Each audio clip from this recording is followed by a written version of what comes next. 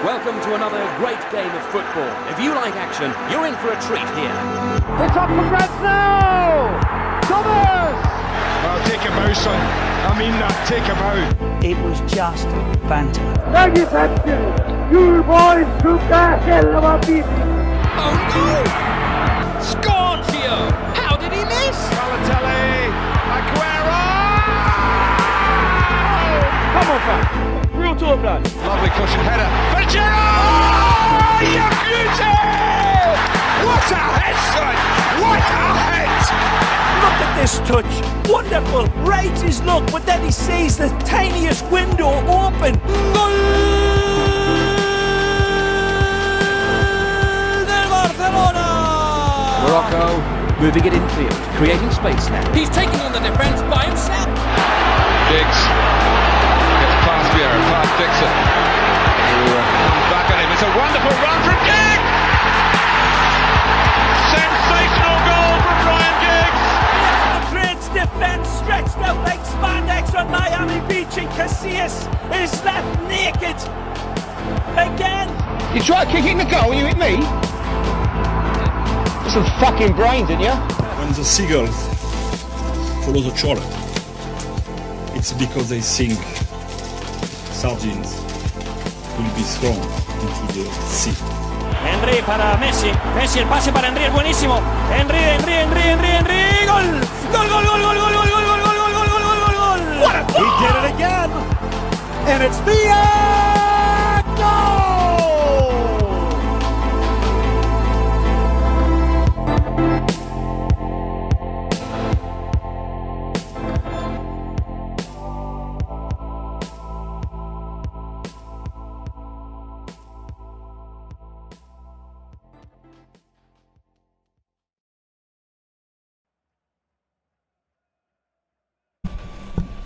We're in. We are live. Yay! Still. That was smoother than silk. That was good. That could have gone a lot worse. Let's be honest. Me, that couldn't have got much worse than that. Right, let's throw down a quick little intro then. What's happened there is I've been in charge of pressing buttons, and it wasn't as smooth as usual, but I'm not as smooth as the man that usually does it. Let's introduce our episode. Right, welcome. Thank you for joining us, to all you YouTubers. We are the FIFA Ramble, brought to you by the Calhoun Review. As always, we're rambling. My name is Luke. I'm Alexi. I'm Worm. And we're the 9th week in a row. 9th week. 9 bloody weeks. 9 weeks. 9 weeks. Now this week it's going to be slightly different from the usual game-wise because there's no league. Well, there's no Premier League football. There's no, big Serie A. League One though, yeah? Yeah, there's no. Yeah, apart from Wigan, who had 3 players called up, so their game got postponed. I think they're playing Northampton. I may be wrong there, but it was definitely Wigan. So there's League 1, League 2, except Wigan. There's no Premier League, there's no Serie A, there's no La Liga, there's no Championship. No Bundesliga, no League 1, which is quickly becoming my favourite league in the world. That's because you haven't been watching it before this season. Not It would have been your now. second favourite league anyway. Not as much as I have now, but... You say that, so you wait till you're stuck on a fucking wet Friday night trying to watch Troyes versus Saint-Étienne, and it is bilge. You're going to hate it then.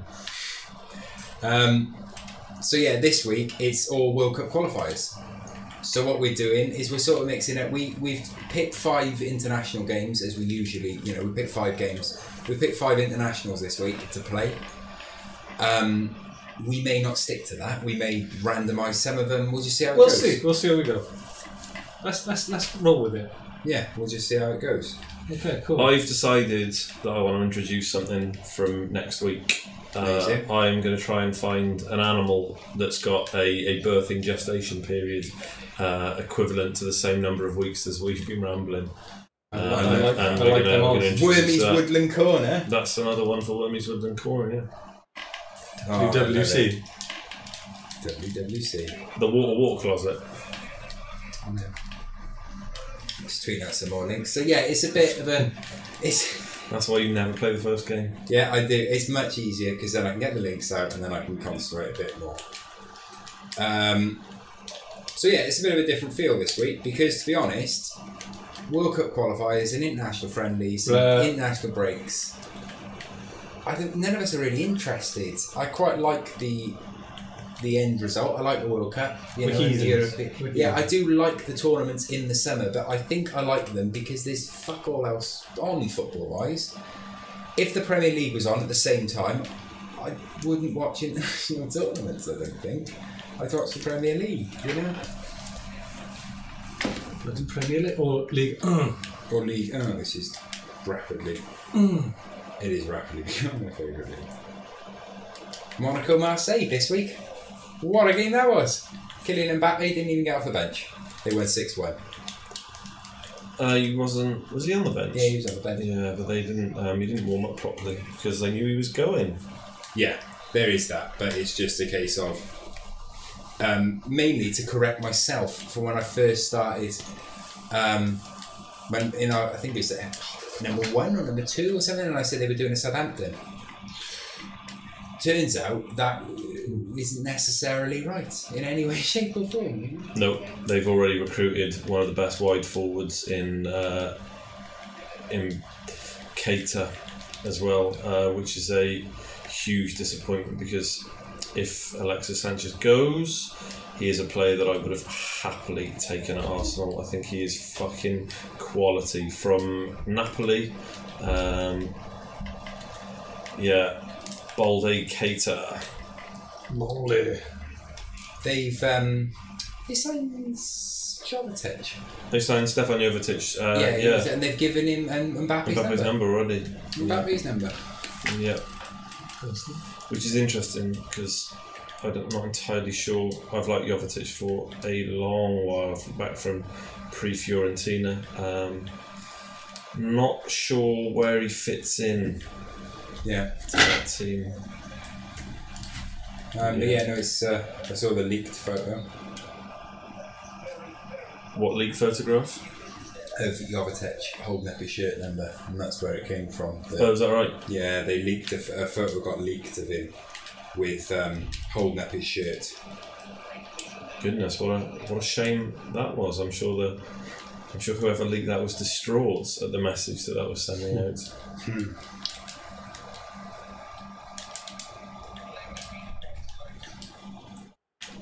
Right, should we go straight in with our yeah, let's get in with our roundup.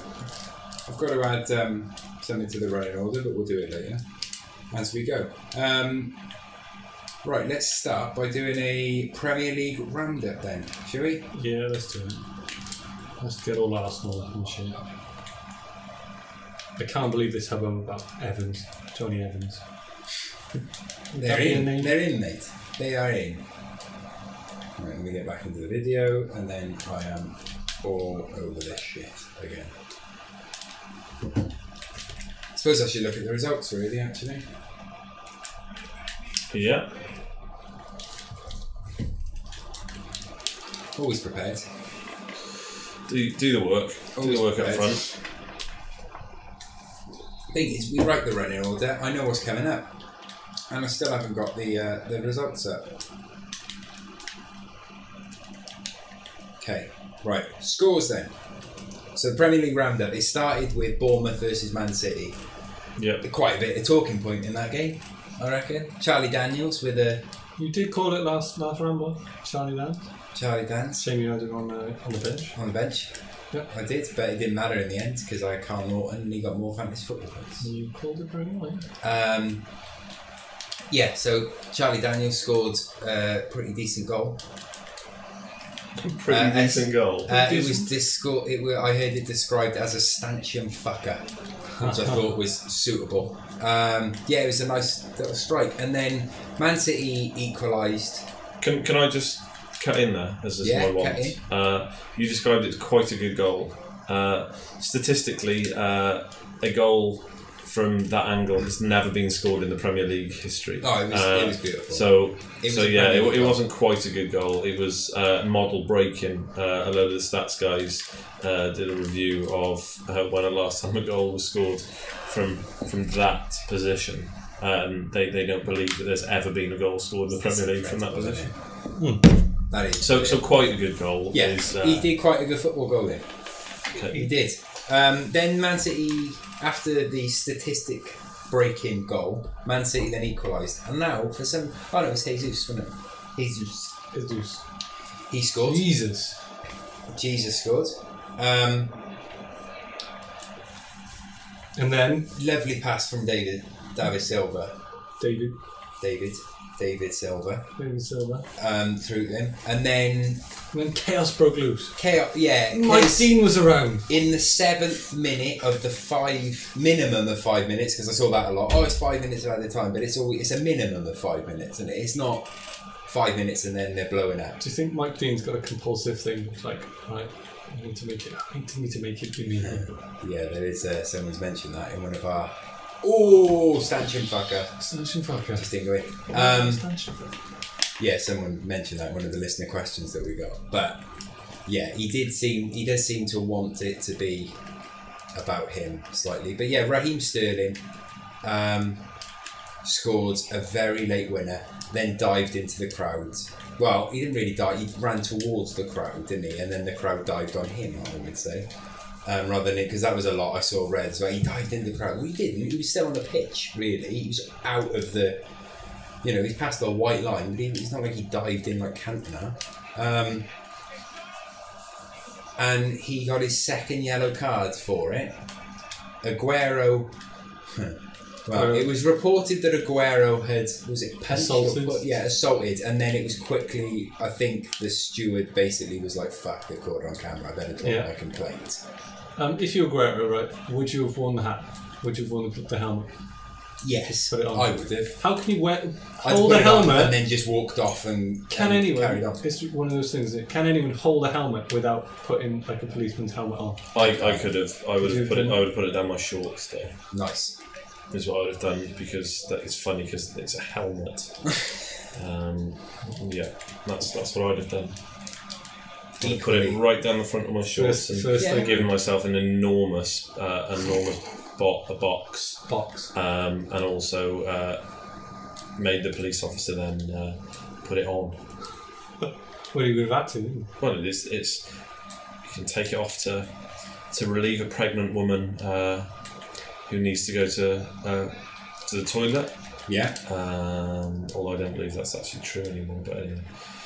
Right, so that ends the police officer section of the podcast. Apologies for that, everybody. But you would have done something with it. I would have done something with it. But what do you make of Sterling's red? It's the rules. It's within the law of the game. Yeah, it's all wank. Isn't it? They can celebrate provided it. There's a certain fucking health and safety wording in there. Yeah, you can't incite the crowd in certain ways. I genuinely though think he was a bit. I know it's within the rules and all of that, but he ran towards the crowd to celebrate. Right. The point worth making then, and this happens every time somebody gets sent off, is so your argument is, should he have been sent off for that? And I will say absolutely not. There is no way he should have been sent off for that. Yes. What he should have been is booked for it. Yeah, exactly. Yeah, there is that. The ref should the one thing, not the one thing, everything in fucking football does matter. One of the things that really annoys me in football was when pundits ask that question, like, was it worth a sending off? And it's like, that's irrelevant. Raheem Sterling had already been booked, so the question is, was that worth a booking? And it is. Every day of the week is a booking. I was going to go on to say that in matches he just ran to celebrate towards the crowd. What Raheem Sterling doesn't then realise is, because they did rush that crowd, they did push for. Now, let's, without being sort of too dad about it, but what if there's a kid in that front row, who, in that barrier, they can't get over it in time? What if there's someone who is in a wheelchair or has otherwise got a disability, which their movement won't be as, they won't be able to move as quickly as someone without a disability. We don't know all these factors, so, and like you rightly say, it's within, one, it's in the rules, and laws. Two, the laws. Football doesn't have rules. Yeah, the laws, and two, yeah, it's not a straight red, but it is most certainly a yellow. I actually think that yellow is much more justified. The one thing that really annoys me is the taking your shirt off thing. So I'm sure everybody knows, but it's worth saying. The reason why you're not allowed to take your shirt off isn't because taking your shirt off is seen as provocative in any way. It is essentially because there is a serious concern from FIFA and others that people will be able to unveil additional sponsors. And as with all things FIFA-based, FIFA want to cut the action. And it's why Nicholas Bentner got told off for his Paddy Power pants and what have you. It's why Jesus It's got right, and then that's the awkward one because you get away with Kaka fucking loves Jesus. He does love Jesus. So that's one that I do entirely disagree with. I think that you should be able to celebrate, providing it's not inciting in people, because then it goes the other way as well. So Emmanuel Adebayor, I think, should have been booked against Arsenal because he deliberately went out of his way and incited the crowd. That is very different. So that's the thing anyway. But yeah, the taking your top off is absolute bullshit. But with that, you're absolutely right. It's nine times out of 10, nothing's going to happen. But as you say, you misjudge it, and in the blink of an eye, a player isn't going to be able to judge it. As you say, a disabled fan or a steward or a little kid or somebody could end up in all sorts of trouble. And football, and I'm not comparing that directly with Hillsborough because that's clearly something very different, but football is still very, very fragile about all of that stuff. Safe standing is still a very difficult issue in Britain because of that stuff, and it wouldn't take an awful lot to put a big spanner in the works for progress. Yeah, no, it didn't. It's right. I was watching it, and I didn't watch that game live, but I did.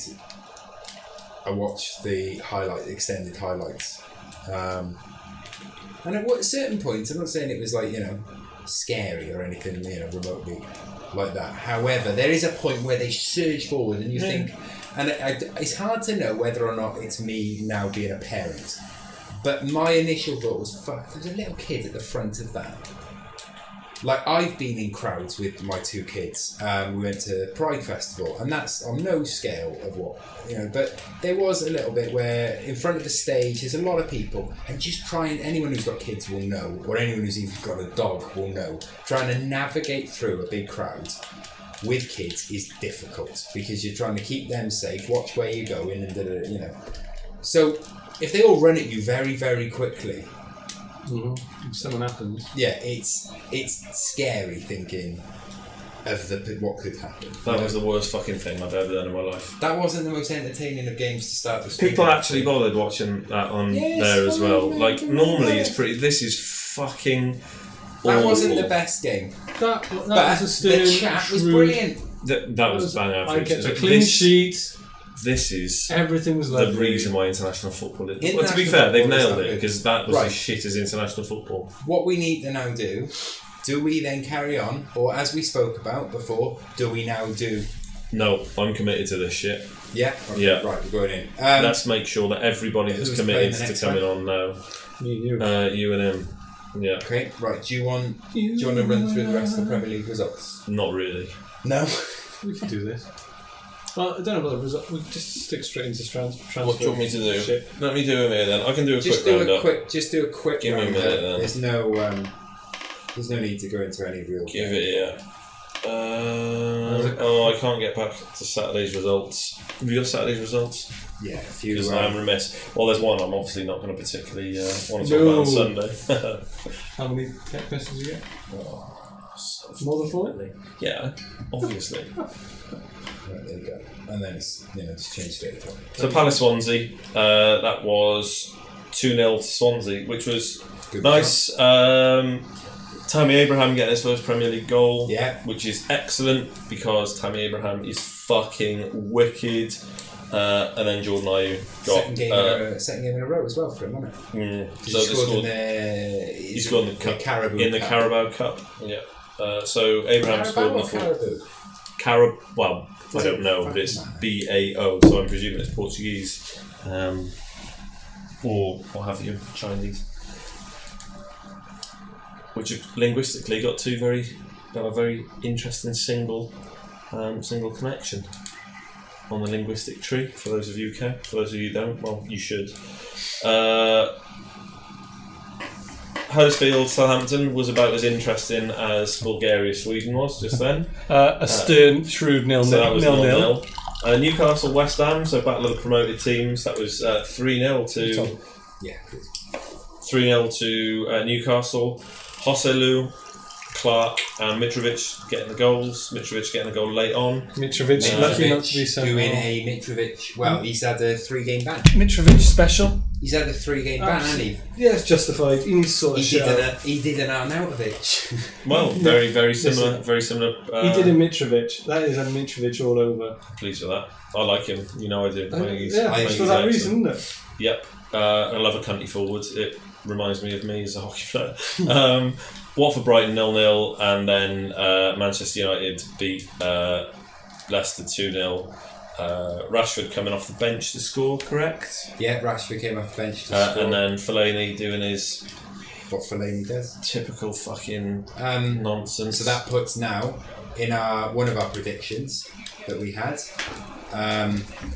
Hernandez, just do a bit of a roundup in that our prediction of Hernandez getting 8 goals for West Ham, he's still only got a quarter of said goals.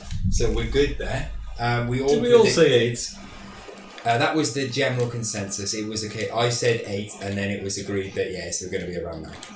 Because Ashley said 20, didn't he? Yeah.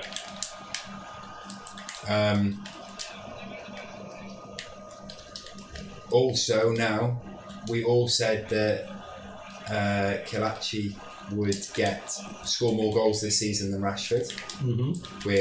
We're lagging on that one. But Kelechi has been injured, so he hasn't started playing yet. And plus we did say that Rashford will get more based on time on the pitch. What's that? GP90, is it? Yeah. GP90 is the stat. Yeah, so we're sort of we're middling, I would say. As ever. On our predictions, but we're good. Okay, and then on to Sunday then. Chelsea-Everton in the early game. That's 2-0 Chelsea. Good game, that. Fabregas scoring just a disgusting finish. Yeah. How important is that going to be this year? What was his celebration about? Does anyone know? Yeah, he went and... Did he see someone? What was it about? Yeah, it's his family. He does it quite a lot. It was one of their birthdays or something. It was just the way that he did it. No, he does it quite a lot. I thought he's mugging off the Everton fans. No. It's having people up in the crowd. It was the face that he pulled. It was the Yeah, no, he's completely uncool. That's him. Yeah, nice. Was that Alaba? Of course it was. This game is already significantly better than any that we've previously had. No. So Morata's setting up, although he didn't actually set up. It's gone down as an assist. It's gone as an assist, yeah. And then he scored the second with Cesar Azpilicueta, who... Dave, just call him Dave, mate. Right, and I know one of your mates is a fucking Chelsea fan, and... Gordon will be in later. No, well, I'll deal with this shit before, because he loves a fucking pipe up, doesn't he? Cesar Azpilicueta, yeah? The Chelsea players are so fucking thick that they couldn't call him Cesar. I think that was just John Terry. Nope. It was him, Lamps, and the nickname crew or whatever. They generally had a name for him. Like, they had a little gang who gave everybody else their nicknames. So, like, Lamps was Frank Lampard's... yeah, but in fairness, that took a long time to come up with. Yeah, it did. They had to go to a vote and everything. And so... Grand jury. So they couldn't get Cesar. Right, so they called him Dave. Yeah. Now, if that isn't the single most damning indictment of modern football, and I'm aware that might, I'm prone to hyperbole, but that is fucking... Yeah. Can't say Cesar. But I bet their wives eat Caesar salads all the time. Dave Salad. Dave Salads, that's exactly it. I did at one point take to call them Dave Salads, but nobody else got it. The waitress didn't. West Brom Stoke City. So that was 1-1. Can I just intervene there? Yeah. Peter Crouch has now scored more goals in the Premier League than any other player. He's now got the records for headed goals. As soon as I saw Croucho as a sub come on, I was like, right, what's happening? Do you know? It's a lovely ball. I love his enthusiasm because he knows that he probably shouldn't be playing. The fact that he gets any game time, he's really thrilled to fucking bits. Yeah. Did you? I like that. That's refreshing instead of pissing and moaning or anything. Well, he's got his promising career as a DJ ahead of him. Well, say that, but he gets listeners, doesn't he? Yeah, Nigel Farage gets listed on LBC, like no mark of a... Also, on that, did anyone see Mark Hughes' very subtle dig, not so subtle, dig at Tony Pulis? No. No, I heard about it. Have we got an inter-Welsh war? There's been a bit of digs between the two of them for a while now. But they are joined together by their hatred of Arsene Wenger. After the game, someone said to Hughes, "Did you ever play against Tony as a player?" And he just went, "Oh, probably not," or like, "Oh, doubt it." Oh yeah, that's exactly what you would do if you were a footballer, isn't it? You know, Poobles was out for clogger. Mark Hughes. Who would you prefer to play for? Yeah. Mark Hughes or Pulis? Who'd I rather play for? Yeah, Sparky. I'm going Sparky. Oh. There's two offers on the table. Yeah, probably. No, I don't know. I don't want a manager that's better at football than I am. So I'd probably go Sparky because I also think that he's... No, I'm going with my Mark Hughes diet. Yeah, Hughes. Two Hughes and a Pulis. I wouldn't actually go Pulis. Can you just bear with me just 2 seconds? No, I wouldn't. I would rather work. I'd rather work at a JD Wetherspoons. You could play football with Mark Hughes or Tony Pulis. Fuck it, I'm going to Wetherspoons. I'd rather work for right wing fucking eco bigot Tim Martin. But there's 40,000 a week with Pulis. Yeah. No, I agree. But I wouldn't get to work with Tim Martin. So pros and cons. Can we... right, Arsenal. Right, so Arsenal, the worst thing, genuinely, like there are floods in Houston, there are massive floods in Bangladesh and India at the moment, there is a rise in hate crime and homophobia, there's all of that. Religious bigotry and ideology has gone through the roof, and still the worst thing that happened this week was that Jurgen Klopp turned Liverpool into Borussia Dortmund and Arsene Wenger turned Arsenal into Arsenal. He always does, though, right? He always gets one over on Arsene Wenger whenever he plays him. The stats, like when he plays Arsenal. I would love to think that was anything to do with Jurgen Klopp getting one over on Arsene Wenger. The truth of the matter was... any impact? Yeah, I mean, not the fact that he was against Arsene Wenger. The fact of the matter is that the Liverpool have got an absolutely terrifying forward line, and that there has been, over the last couple of years, a proven way, not necessarily against that 11, but there has been a way that's been shown that you can play against Liverpool successfully. Arsenal, being Arsenal, decided not to do that. Played one of the most absurd sides I've seen, I like that. and got absolutely battered. Absolutely battered. So the gallbladder. Their midfield was a bit... Again, I've been quite looking forward to coming over, as I do every week, it must be said. However, I wanted to get your take, because I haven't spoken to an Arsenal fan. I'm done. On the Granit Xhaka, Ramsey... We've done it already. We've already done it though. This is the problem. Yeah, I was genuinely thinking because you said he's getting into the positions. He's getting in Alexander Lacazette's positions, and now the way that Arsene Wenger's resolved that is by dropping Alexander Lacazette. Yeah. Now, does that move? How do you interpret that? Do you interpret that as just was that meant to be tactical and he got it wrong?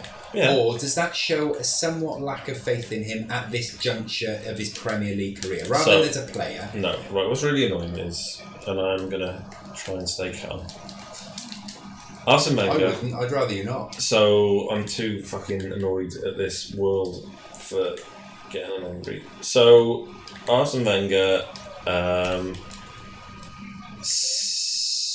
right, the Danny Welbeck, Ozil, Sanchez thing actually worked really, really well towards the end of last season when it was forced upon him. I genuinely think that they thought that they could stretch Liverpool, and that Danny Welbeck, who, to be fair to him, still was an incredibly willing runner as a spearhead. It's got really good physique, and it's got the Manchester United Liverpool thing. And was there was a rationale behind it. Dropping Lacazette was fucking absurd. Then the man came out, on the left, and then whatever, like Bellerin, and that situation is a fucking clusterfuck. Then what happened was, after the game, in a separate interview that wasn't related to the game, Arsene Wenger said that he really cannot wait to see Alexis Sanchez and Lacazette playing together in the Premier League. Now, the natural response to that is, well, he clearly can wait, because he chose to do exactly that. And it might be a long fucking wait. Well, that'll be it though. You'll never get to see him play. So yeah, that whole thing was a catastrophe. But it's easy to moan about Arsenal, and we can do that at any number of times. But the thing that I'd like to talk about is that Liverpool were brilliant. Their team is shit. Liverpool's team is shit. They had fucking Peter Ankelman in goal. They had Michael Dewberry centre back. Ramble. Titus Bramble was at centre back as well. Left back, they had Dennis Irwin playing for them. They didn't even play a right back. No, they decided not to play a right back. Their midfield is fucking bunk. Like, really. Jordan Henderson looks like an absolute boss. To be fair, Wijnaldum looked like the player they bought. And then the front three are just incredible. Just against that setup, they were phenomenal. Now I've got a confession to make. I watched 17 minutes of that game and then turned it off and played computer games. So I can't actually talk to you about 17 minutes of the opening. I watched the opening 17 minutes and then turned it off, and I've only. What score was it when you turned off? I couldn't tell you. I don't know whether it was 0-0. I think they scored in the 23rd minute or something. Let's have a little look.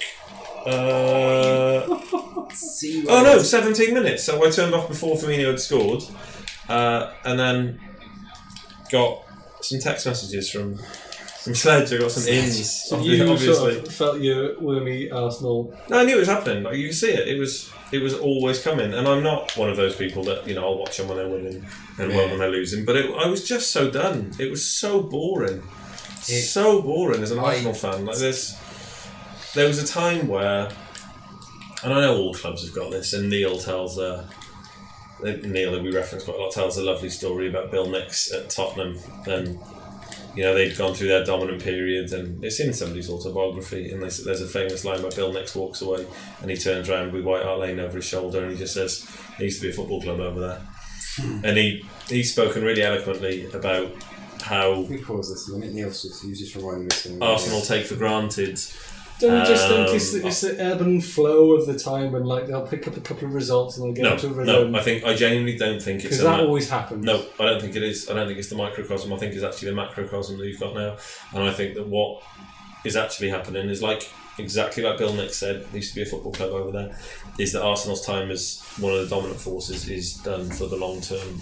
So much doom and gloom. Yeah, it's because it's expectations, isn't it? Arsene Wenger, he set it up himself. He said, if you're dining out for sausages, if you go out for steak every night of the week, you don't want sausages. And he set the standards, but unfortunately now he's got a football club which isn't willing to compete, isn't able to compete. He's not able to shape a team, and they may well pick up another FA Cup this season, but it's. Yeah, I do generally wonder now, where you look at Liverpool, you look at Tottenham, you look at Manchester United, you look at Chelsea. If this is a jolt, right, and then they get back on form and they're competing in top four. The jolt was last year, the jolt was the year before, the jolt was the year before that. There has been a 3, 4, 5 year slide, and that's that, which is fine, because it was fun and it was really, really good. I wouldn't swap what we've got now for what Liverpool have got. I wouldn't want it that way around, because Liverpool's greatest ever Premier League team, and granted they won the Champions League, was shit. Arsenal's was fucking Thierry Henry and Dennis Bergkamp and Freddie Ljungberg and Robert Pires, and I got to see Cesc Fabregas play at 16. I got to see Sylvain Wiltord. I got to see Patrick Vieira play at his absolute pomp. I got to see Kanu. even the ridiculous players, King Chris Kawamia. Reyes. Edu was a wonderful player. Yeah, Jose Antonio Reyes. Yeah. We've got loads of players. I got to see Gilberto Silva. You know, people still don't talk about him as much as they should have. Gilberto was an absolute boy. So yeah.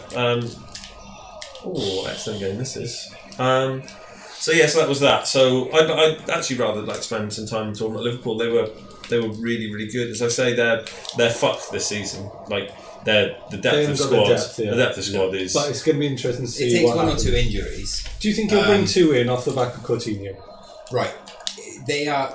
We're jumping forward in the running order, but it don't really. Now, say they're going to get like what 110 million roughly for Coutinho, and they can bring in Alex Oxlade-Chamberlain and Lamar and have change. You take that, wouldn't you? Well, being that right under normal circumstances, I say no, but because I think Coutinho is really, really good. Not that good, but I would say no because you've got a known quantity versus unknown quantities. But is there a better advert after the weekend of how much they need Coutinho? Yeah, exactly. You know, it's like if it was 4-0 without Coutinho playing and you couldn't get in the squad, well, there's a fucking good reason. It's not like when Mbappe was dropped from Monaco. They hadn't sat him out because they knew he was on the move. They sat him out probably because Klopp realised that, well, that's the formation. If he's going to get Wijnaldum playing like that every week in the middle, which he can, because I rate Wijnaldum. He's a fucking good footballer. There's also he starts things, you know. I can't remember who it was. Emre Can is so fucking good. It was one of the not Arse blog, but the Liverpool equivalent, like I think it was like the Anfield Rap. I don't know. The Anfield Rap, yeah, that's good. Yeah. There's a Twitter account, and it's just one of those sort of reliable fan, blog, followed, you know, one of those. Arse blog, the best footballing blog in the world, and that's regardless of whether you're an Arsenal fan or not. That content is incredible. But yeah, one of them for Liverpool, and they said that the reason that Coutinho, because now it's all like, well, they've declared him fit in Brazil, is that Klopp has decided, one, they don't necessarily need him, they need to, because they've sort of resigned themselves to the fact that he's going. Yeah, so Friday. Klopp has now been like, right, okay, we need to start working without him because he's not going to be here soon. And plus, he actually doesn't want him to get injured because it may scupper the deal. So it's now just a case of we're going to say you're injured because we're selling you, but they just haven't bid what we want for you yet. That's fair enough. No player's valuation. You know how much you want for a player. It's fairly simple. Two things happen with Coutinho. They sell him for a load of money. That's excellent news. They don't sell him. They've got Philippe Coutinho. You spin it to the fans whichever way you want it. So you know that young kid who held up that fucking cardboard sign that says we don't want you to go. Well, you phone him up and you just say, well, there we go. We didn't get rid of him. You sell him and you say, well, we just got Oxlade-Chamberlain and Lamar, not the Tottenham-based rapper. That's a shame. If anything, I mean, they could get him as well. Oh, not with that much money. I mean, the man was on whatever it was, like the Singing Factory, and whatever it was called. Singing do a la la. He do la la la. But yeah, then, so that was that. Then to round off, it was a weird day of two games twice happening at the same time. I did, but Chelsea Everton wasn't on. Was it not? I watched it. No, well, yeah, it was on as in. Yeah, it was on MSNBC. Yeah, I did watch it on the same. I found the screen, but it was Stoke West Brom that was televised on BT. Well, we'll be watching that a lot now. Kieran Gibbs has gone to jump ahead, but 2 and then it was Tottenham. That was good. That was Tottenham Burnley. That finished off the day, and Tottenham drew 1-1. It was a Chris Woods goal from Robbie Brady, who is another one of my wormy loves. The new Chris Wood, not the goalkeeper. Not the goalkeeper. Of course you did. Of course you did. Dying-all goalkeeper, you. Good shit. Yeah, of course they will. And then you've got so Dele Alli scored for Tottenham. Chris Wood scored a 90th minute equaliser, and it meant again that Harry Kane didn't score in August. So he has never scored. He hasn't a Premier League goal. No, never scored in August. No, everyone covers that, and it's just like Everyone knows that. But it's quite interesting. It is still interesting. I like little facts like that. And it's something like... Because it won't matter to him, but it also will really, really fucking matter to him. Share the link. Yeah, I'm doing it. You're going to pick your... Dad, I'm doing it. You're going to pick your... Dad, I'm doing it. You worry about the thing that you're going to fuck up in a minute. Hey, I selected everything, yeah. I'm getting a bad rap. I'm getting a bad Anfield rap. Shall I invite you? Oh, he'll wave to himself and tell him to get on YouTube or whatever it is. What was I going to say? Something hugely insightful. 40, I think it's now 47 attempted shots in the last 2 years or something that Harry Kane has had in August in the league. It's a ridiculous amount. What's he doing? Bringing down the... compelling the spirit of Andros Townsend into his feet. Yeah. Is that true? Is that actually what... I believe that's true. I mean, if anyone watching can actually corroborate this, or if you want to look if anyone watching actually cares. Corroborate. But, yeah, it's something like... I believe it's over 40 shots now in August. But luckily... That may be across more than just, that may when be... we come back, we'll be in September, and then I'll start firing. Is that how it... Yeah, that's how it works. Right, that is how it works. Yeah, fucking captains, we just sort of shit. What needs to do?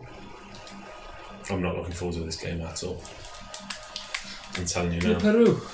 I'm Peru, but Alberto Solano's not even there. He is involved with some football club though. Find out for Santa me. Cruz still a fan? I'll find out. What's Nobby Solano doing? Okay, let's just Google. He was a footballer. He was. He had a hell of a career. For the time. For the TI. For the TI. That was an iconic Newcastle squad, that, wasn't it? Yeah. When Nobby was there. There was there were a few iconic Newcastle. Who else in that? Because that was after the Philippe Albert. That's weird. First time I cried in football. Double jinx. Don't collect all the coins, Luke, like you're absolutely meant to, mate. Don't do that. Jesus Christus. We've got an Ashley Bryn Jones on our radar. Oh, he's a bloody good chap, he is. Bloody good chap. Solid guy. Bloody good rap. Finchy. He's a bloody good rap. What's going on here?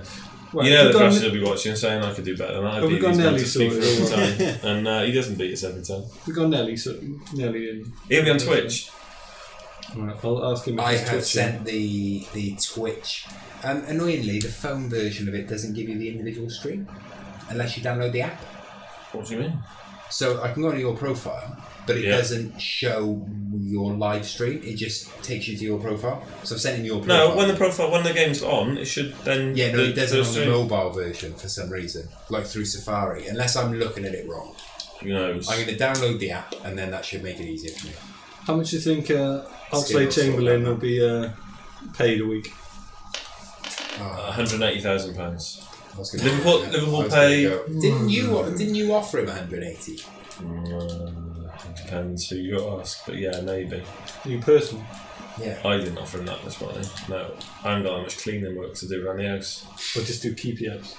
I'm not fussed on keepy ups. Like there are people that work for T-Mobile that do really good keepy ups. I'm glad someone has brought up the keepy ups because that has been annoying me this week. Go on, how much have they offered him? Because Liverpool do pay slightly more than Arsenal. 200. It is somewhere in the region of 120 to 180,000. Yeah, there we go. Liverpool do pay. It's not that. I'd say about 150. He's got a medical before flying to Malta with England. That's what the situation there. Sitch. Malta's a lovely place. Done some good work there. They got a lovely science centre in Malta. Opened last year. It's very nice. Opened last year. Yeah. I did the consultancy on it. The Malta Council of Science and Technology. Yeah. I did Malta a few years back, but we did the boat trip round to Etna. Very nice. I was in Malta when the Arab Spring happened, and I was sat having dinner in the harbour when the first boat from Libya came in with the refugees on, and it was one of the most interesting socio-political things that's happened in my lifetime. It was really interesting My hotel was completely taken over by NGOs, and there were people sleeping in there. It was an incredible 5-star hotel on Via Bigi that was taken over by one of the NGOs, and there were refugees sleeping on the grand piano and all sorts. It was really, really interesting. Had a couple of people in my room. They thought it was nice. I invited them in. Was Malta hot in October? It was very hot when I went. It was warm, man. It was warm. Yeah. I went June. Well, no, I went summer holiday wise. Etna, that'd be pretty cool. Yeah, I went to Etna. That was very nice. I want to do Vesuvius one day. Met her in the car. Oh, that is where you meet Etna, isn't it? Yeah. Dame Etna Every. She was in there to get her bits. Oh yeah, well no one does a big shop in Co-op. No one. No, you can't. You can't do your big shop in Waitrose or Co-op. Should we move on through the transfers? Yes. Because we almost broke a barrier there, didn't we? We almost got through. Well, we oxed it, and then everything fucking changes from the ox, really, doesn't it? Yeah. Well. Yeah, there's a few that's happened. Especially today, my phone's been. Should we go through the BMs? Should we explain what the BMs are? Do you know what? In fairness, people should know what BMs are now, because I'm going to assume the people watching. We've done the maths on Twitter. We've done the math, and they follow us, and they've also watched previous videos. Now we've explained what a BM is. It's sort of like a stats bomb, sort of Ted Knutson sort of. It's our version of it. In the same way that this is our version of the Guardian football podcast. He's fucking spendy, yeah? So 2.19 BMs is what Ox would be. Now BMs are how many Blaze Matuidis you could buy for that. We're basing that on the... That's I the believe currency. It was the initial fee that was mentioned for how much Blaze Matuidi joined and we really rate Blaze, which was 18.2 million. He joined. So now every transfer we now rate in how many BMs there are. How many Blaze Matuidis could you get for that value? So 2.19 is what you can get for the Ox. Yeah, that's based on 40 million, I believe. Yeah, so that's based on 40 million. If he goes for 40, which is what Arsenal have said they want, then you can. Which is what they'll get. You could have one Ox, or you could have 2.1 Blaze Matuidis. Which one would you go for?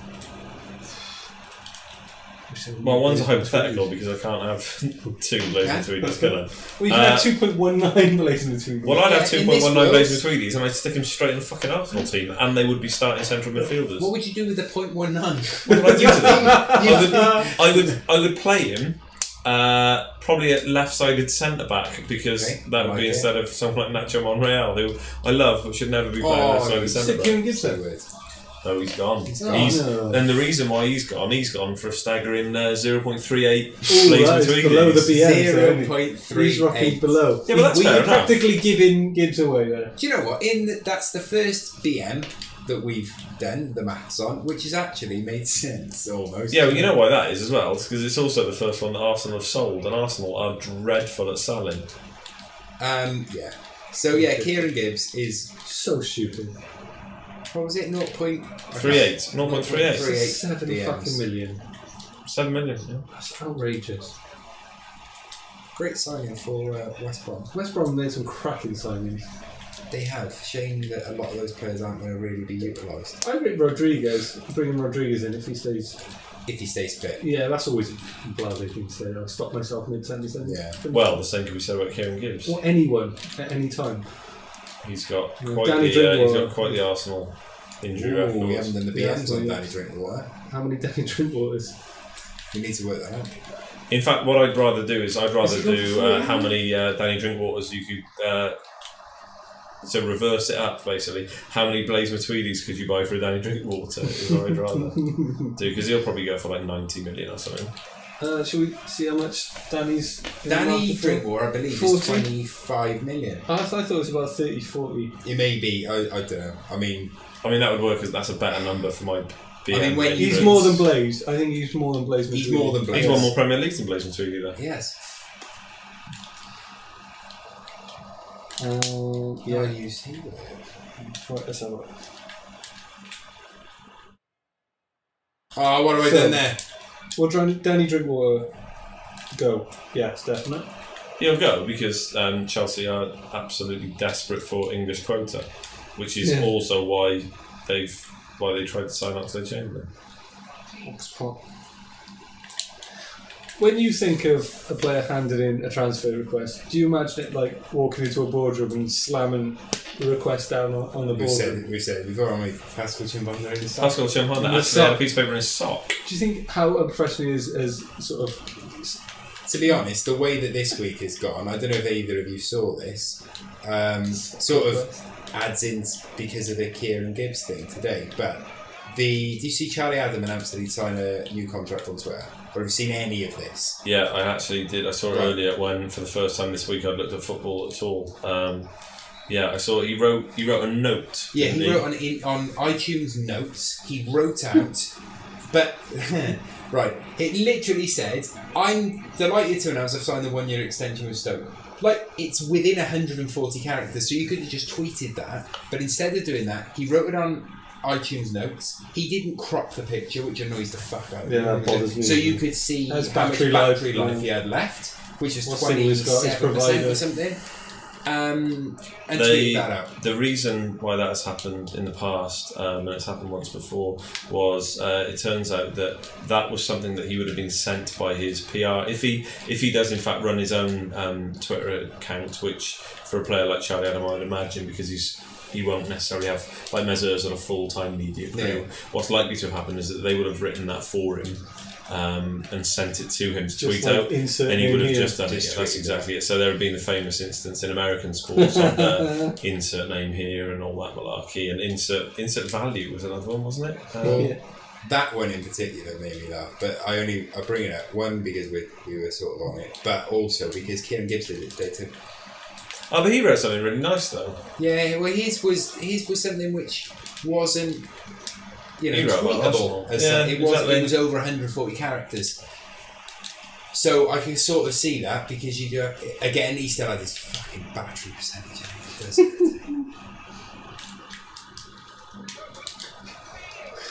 It is important that we cover the big stuff on this podcast. Yeah. I mean, most of the others do the actual football and the actual deep analysis. It's important that we do footballers. Right, what I'd like somebody to do this week as a challenge is to find a tweet or picture from a footballer with the lowest remaining battery percentage left. Yeah, that's a good one. Yeah, that's a great one.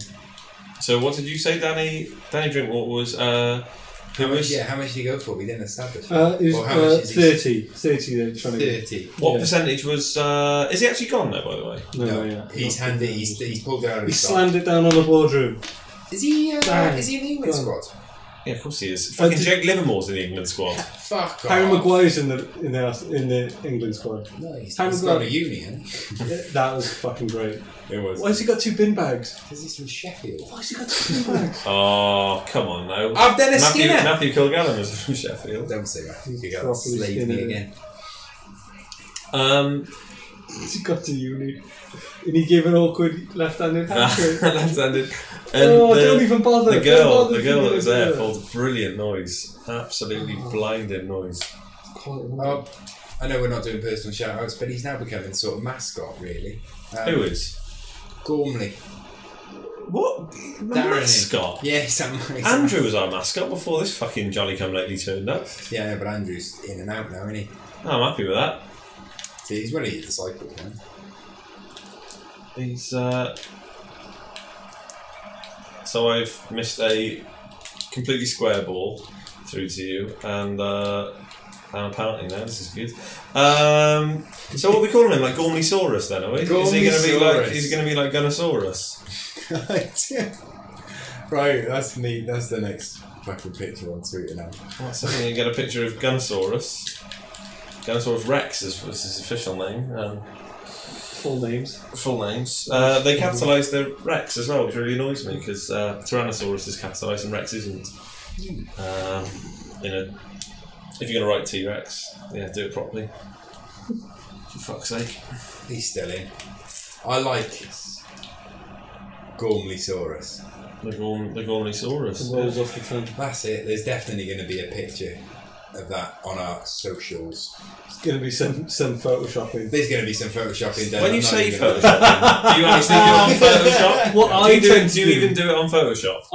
Good, you don't look like. I can't and stick it on with some sellotape. Yeah, exactly. Yeah. When you do it, when you photocopy it in black and white.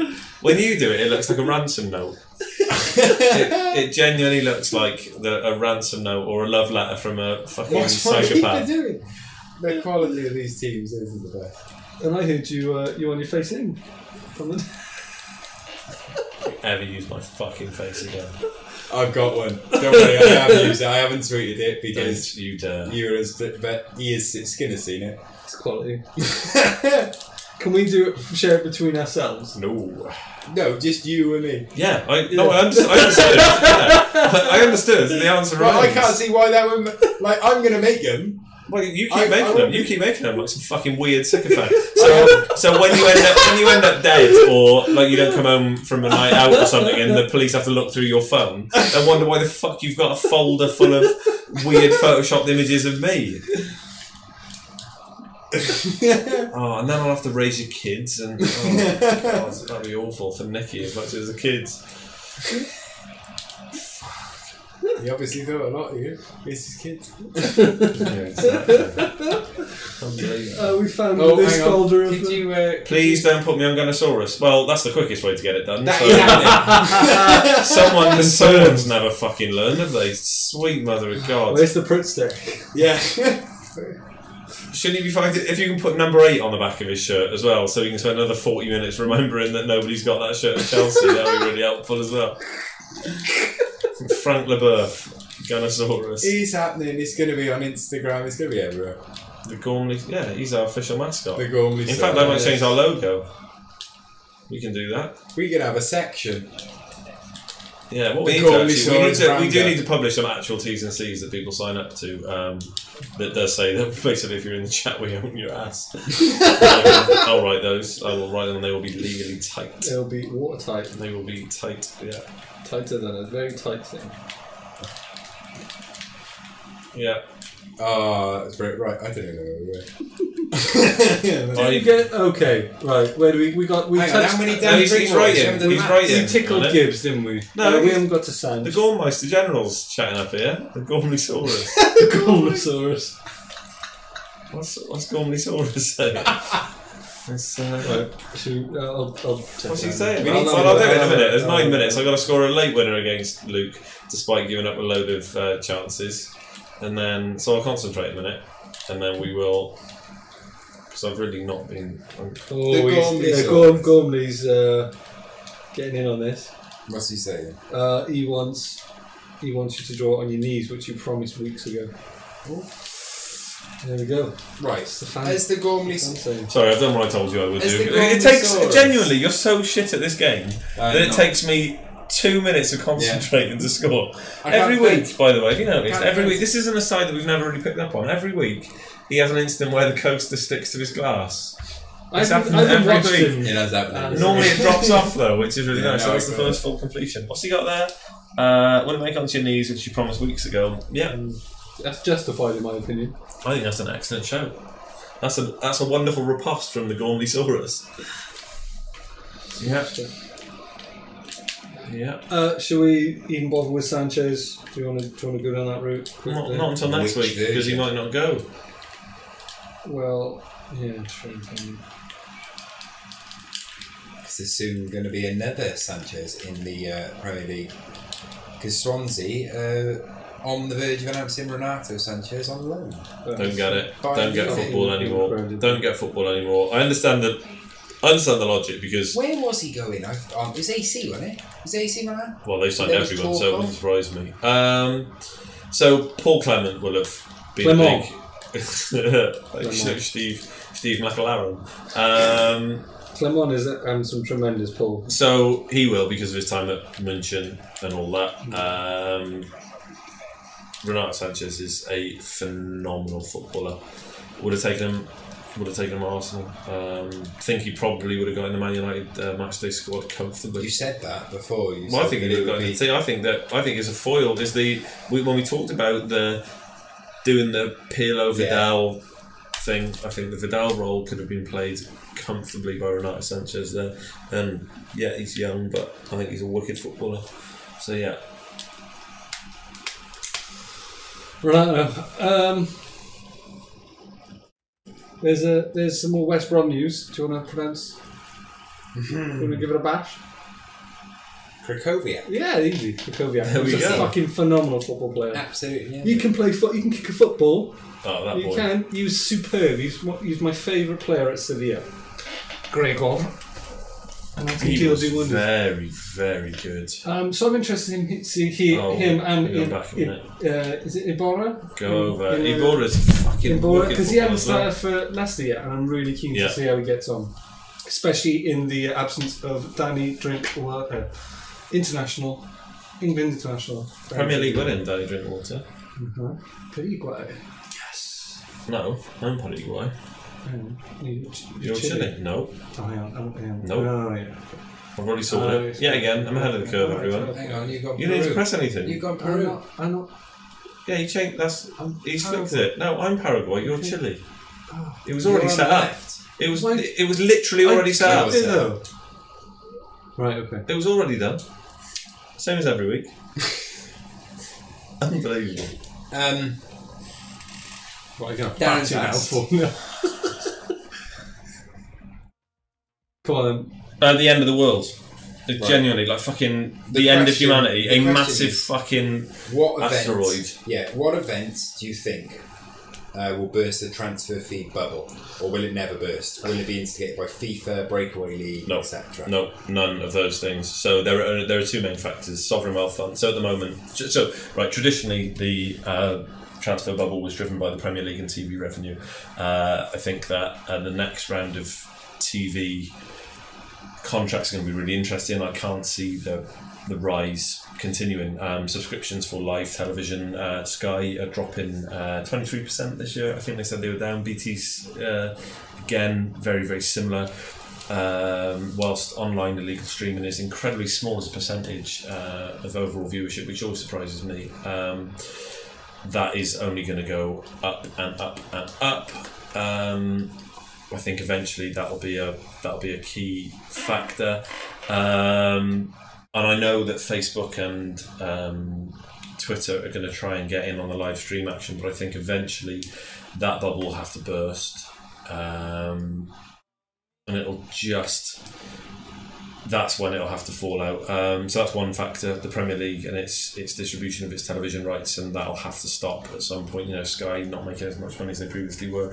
And then the second factor is just whether sovereign wealth funds and wealthy billionaire individuals continue to be interested.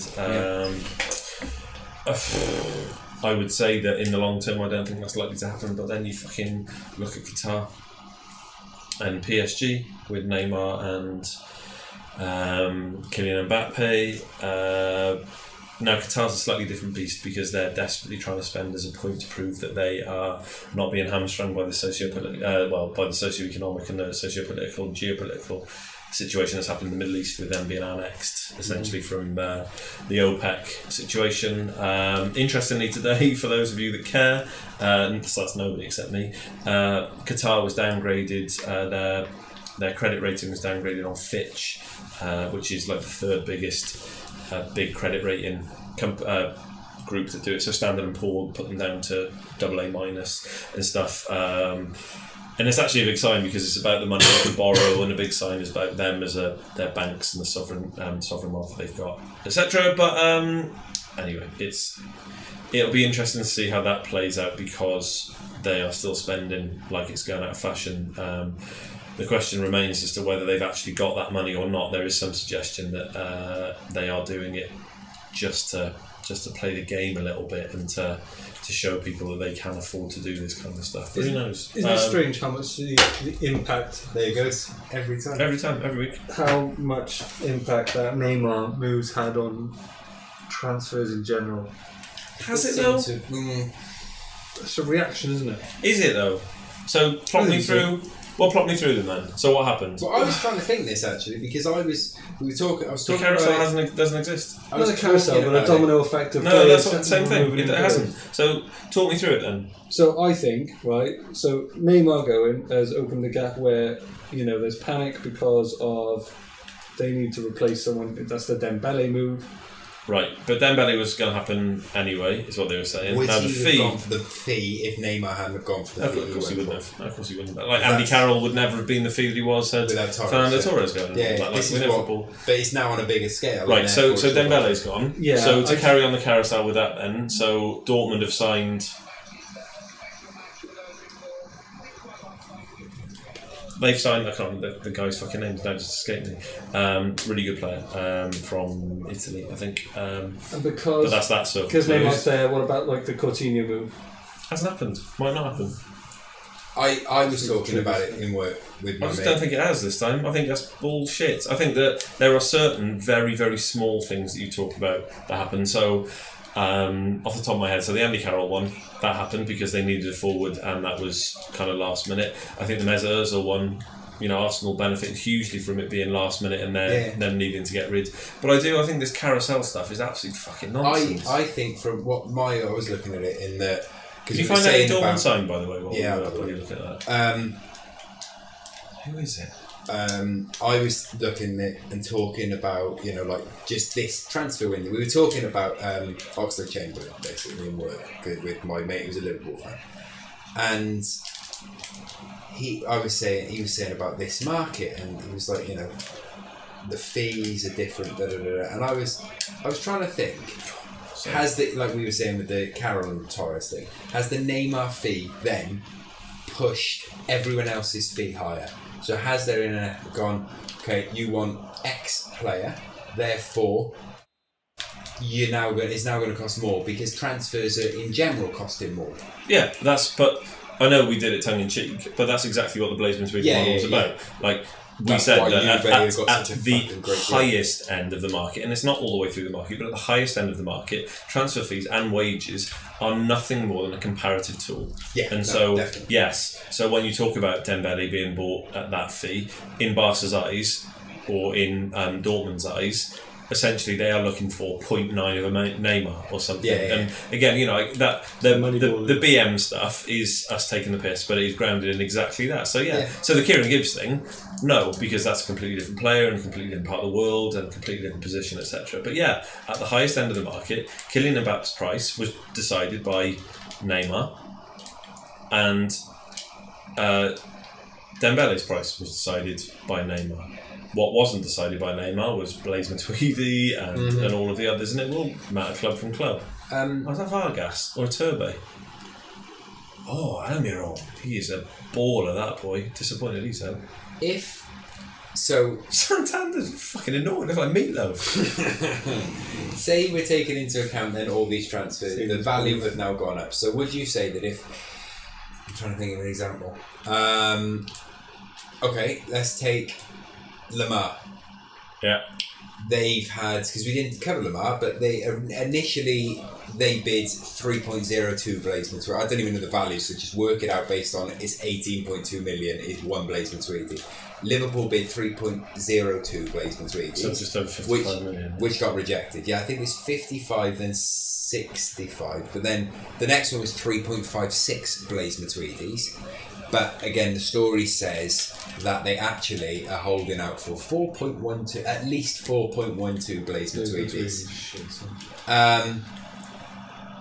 Would that fee be less if it had happened prior to Neymar? Yes. So, would that then affect everything, as in Lukaku to United?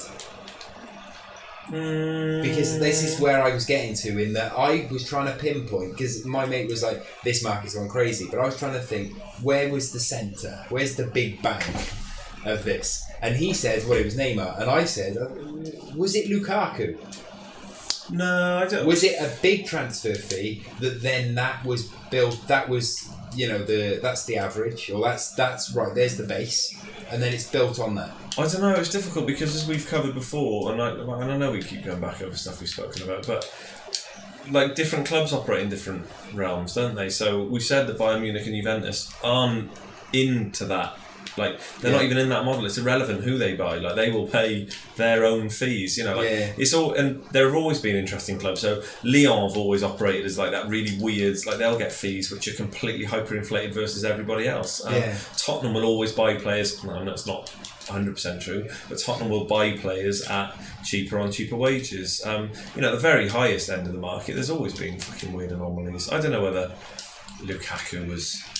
I mean, you've got to factor him in. I think it's a really interesting discussion. I genuinely would need to sit down with transfer marked up in front of me, and then some kind of plotting device where I could draw circles for the size of transfer and all that, and have a little look. But it is worth noting as well, obviously, that Neymar wasn't a fee that was bid and then agreed. That was his buyout. You know, so the fee was that because that's how much it would have had to have been to get it. Well, the interesting thing is as well is that a club can't buy out a buyout clause from Spain. No, it has by to the be way, a player, doesn't it? Yeah, the player has to buy, or a private company, which is why. So therefore, all this thing of Neymar's the biggest transfer in history, isn't he essentially a free transfer? Yes. Yeah, he's just a free transfer, isn't he? Yeah, he is. It's the highest fee, but PSG. It's the highest fee to acquire a player, is what will be quoted. But PSG did not pay 220 million. Well, we will see. Well, yeah, they didn't send Barcelona the money. They didn't pay Paul. We will see, because it'll have to be in their accounts. It'll be interesting. I wonder where he got the money from if it wasn't PSG. Probably his dad. It was, I think it was, wasn't it? But yeah, let's just take it at what it is. Let's say that, Neymar paid that, not PSG. Therefore, it is a free transfer, isn't it? Yeah. Can be different with that. What you got there? Loads of prime clubs, then it's selling more, income from sponsors, TV rights becoming a bigger percentage of clubs' earnings, less so from selling players. Arsenal perhaps exception. Well, yeah. I think it's the general. I think again. Well, do you know what I think? Oxlade-Chamberlain. I know we've talked about it, but say 40 million. Now he's in last year of his contract. Yeah. Okay. Not that long ago, a player in the last year of his contract would have gone for a lot less. Exactly that player. Yeah, like Van Persie is a good example of it. 40 million for a player in the last year of his contract. I still think in this market, I can't decide whether or not that is Arsenal getting a good amount of money for him, because years ago I would have been like, fucking hell, he's only got a year left and they've got 40 million for him. That's a good amount. Or I can't work out if it's a good deal for Arsenal or a good deal for Chelsea, or both. Chelsea? Liverpool, sorry. No, well, Chelsea. Do you know what I mean? I can't work out whether they've got a steal or if Arsenal have managed to wrangle quite a good fee. No, I think what you come to the conclusion there is it's a good deal for everyone. It's a good deal for Oxlade-Chamberlain because he can go and for 3 games he'll play in central midfield, and then he'll end up playing wing back again. Yeah. There is precedent of that. Liverpool told James Milner. James Milner signed for Liverpool because he didn't want to play out of position anymore. They played him literally 3 games as central midfield, then he played right back and then he played left back. Yeah. So James Milner's done that. What we'll do is that maybe this season, maybe you will play in the middle. I don't know. Maybe he's going to be the better than Wijnaldum. Maybe. Well, yeah, he's going to play right back, and that's why they said the fee was going to. That's why the transfer stopped. That was the rumour anyway. That the if I score this free kick, this is an official on-stream FIFA Ramble keg-in, by the way. We can discuss that at some point. Yeah, he was told he was going to play right back. Mm-hmm. Now, he'll play at central midfield for Liverpool for a little while. But the thing we need to add into that is that Minor Skinner's dreamboat Naby Keita has been signed by Liverpool for next season. Well, if you've got a feeling that if you genuinely think that Alex Oxlade-Chamberlain is going to play in the central midfield and then not going to play Naby Keita in the midfield, well, you've got another thing coming. But it won't matter because the move was right for Arsenal. The move was right for Alex Oxlade-Chamberlain, and the move was right for Liverpool. So it's just one of those transfers. And say he's now then being, because you're right in that it makes sense that he would play as a right wing back. Or right back, but a right wing back. Say, he can play right or left wing. Well, yeah, you can play left wing back instead of having Raynham. Yeah. Now, Would you feel comfortable with Ox playing there? No. Would I feel comfortable playing Oxlade? No, but I can play Liverpool now. I don't give a fuck. Yeah, I don't think you can play that. He's better than Moreno. He's better than Moreno, but I still don't think that is. You know, I don't think that means that I'd be comfortable. I don't think he's right for that. But then I don't think he's right for going through the centre. So. I do think he'll eventually be alright going through centre, and the thing is, right now. But under Chelsea haven't exactly got the best record of taking a young player who's got a lot of potential and turning him into a gem, have they? Chelsea haven't, no, but then Jurgen Klopp has. Yeah. Liverpool have. So maybe maybe that's where what factored into it. I don't know how much. The other thing to bear in mind is that he was probably bored. He's been there for fucking ever. Like, he clearly hadn't pushed on, and there will be a factor where Arsene Wenger trade now. These players, it's always their fault. Loads of people saying today that, well, he hasn't pushed on. A classic Skinner goal. Oh, Peter Cech saved that. Where does Oxlade-Chamberlain fit on the World Coaching scale? He only played 18. So when he's fit and playing, Alex Oxlade-Chamberlain's output is statistically much better than people think. I think it's a goal or assist every 90 minutes or something. I know he's only scored 3 goals, etc. in his however many games, but yeah, he's a very good footballer. His stats this season, Knutson did it the other day. His stats this season is on a plot of a right winger and a right back are staggering. Alex Oxlade-Chamberlain's biggest asset, as everybody knows, is the fact that he transitions the ball through the zones quicker than almost anybody. Like, more than Paul Pogba does in central midfield, and that is terrifying because that was what Paul Pogba does. He picks the ball up like Jack Wilshere, and I know I'm not comparing them like for like, but in terms of that stat alone, picking the ball up and transitioning from 1/3 into the next, Alex Oxlade-Chamberlain is right up there with the best of them. And having looked at Liverpool on the weekend, well, there's nothing to say that he's not going to push on and do that. The Gormleysaurus is piped up. I think Arsenal have got the best deal. Loads of money for potential and a player that's naive enough to think he's going somewhere he'll play in centre mid. Wanted him at Chelsea because thought he'd improve, but perhaps more worried about not closing the deal than not getting him. The people in the know have said that Chelsea was no more than a way of Arsenal agreeing a fee with a club, which would then allow his agent to say, right, well, that's the fee that you've agreed with somebody else, so you need to take that from Liverpool. Oh, okay. So yeah, everybody knew that he was never going to play in central midfield at Chelsea. So the whole thing played out. And, you can do that. Right. You can do the thing that you want. But the people who know more about all this shit than I do have said that Liverpool were at a bit of an impasse because Arsenal had said they're not going to sell him. Then you agree a fee with Chelsea because Arsenal and Liverpool's relationships post Suarez haven't been particularly. Do you consider that a great agent working? Well, yes, his job, isn't it? He's done a good job. Basically, his client wanted out. Who is his agent? Do we know? Has he got one of the bigger ones? Yeah, what's his face? A.D. Ward is what people are saying, which is the same as Radio Raheem Sterling and what have you. So yeah, Sterling. I think that was a great move from Liverpool. Like, obviously now it's easy to say that, but Raheem Sterling is 23. Ox could potentially do the same, but he is older. But how old's Radio? 23. And Ox is 24, yeah? So, hey now. Somebody that I don't want this whole thing to be about Arsenal and Marvey, but somebody tweeted earlier, which was I thought really, really lovely. They said, in 1997 and in 2007, if Arsenal signed Raheem Sterling, you would look at that player, you would look at Arsene Wenger, and you would think, fuck me, what is possible? Yeah. In 2017, you look at Raheem Sterling, you look at Arsene Wenger, and you think, I have got no idea where this is going.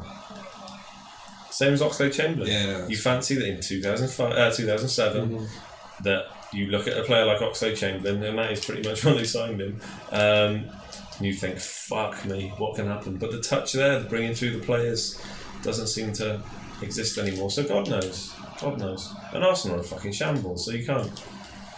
Anyone's predicting anything. Like, you might not even be there next season. You know, their two biggest signings of last season were Perez and Perez and Mustafi. They bought for combined nearly £60 million. They're both gone. No.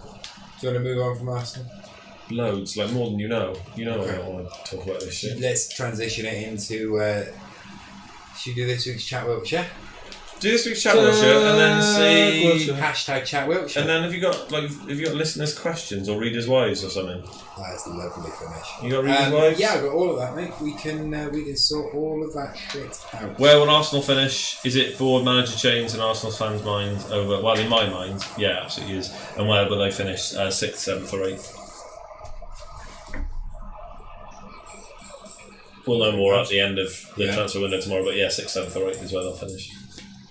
Do you really think 6th, Yeah. 7th, 8th? Yeah. Do you know? Well, there's nothing to suggest that Everton aren't looking more steady than them. You know. Yeah, no, that's true. They're not finishing ahead of, like, Tottenham aside. They're not finishing ahead of any of the other decent clubs in the Tottenham league. are fucking dire this year. I know that maybe based on the fact that I really enjoyed watching them last season. God, they bored the shit out of me 2 weeks in a row. They're just not. They're just heading in. Yeah, I know, but it's just not. Okay, I'll rephrase that because that may have been a bit. But they haven't been the most entertaining team to watch. Put it like that. From an entertainment point, now I do enjoy. You know, there's a bit I do enjoy it. I just like watching football, so I do. I watched it again. I watched them play Burnley. I sat through it after the Chelsea game, which was quite frustrating the week before. But they're not entertaining. It's not. I can see I can sort of gain some sort of pleasure from it, but not in the same way that I can from watching Monaco 6, Marseille 1. And I know that's just from a Neanderthal perspective, but they are boring to watch. They just don't seem to be able to break any teams down at the minute. They'll be alright. And they can't do anything. It may take a while to get in. Yeah, look, it's what is it? Like 3, 4, how many games in? 5? No, 4, 2, 3. 5 in the Championship, 3 in the Premier League. Yeah. 3 games in. It's still too early to judge. Even Arsenal, it's too early. I genuinely don't like. I know what you're saying. You're absolutely right, but I think the die is cast for Arsenal. I think 6th. If we get 6th, then fine. But I'd rather 6th with Reece Nelson and Jeff Rene Adelaide playing and all that malarkey. Like at least that excitement. At least do that.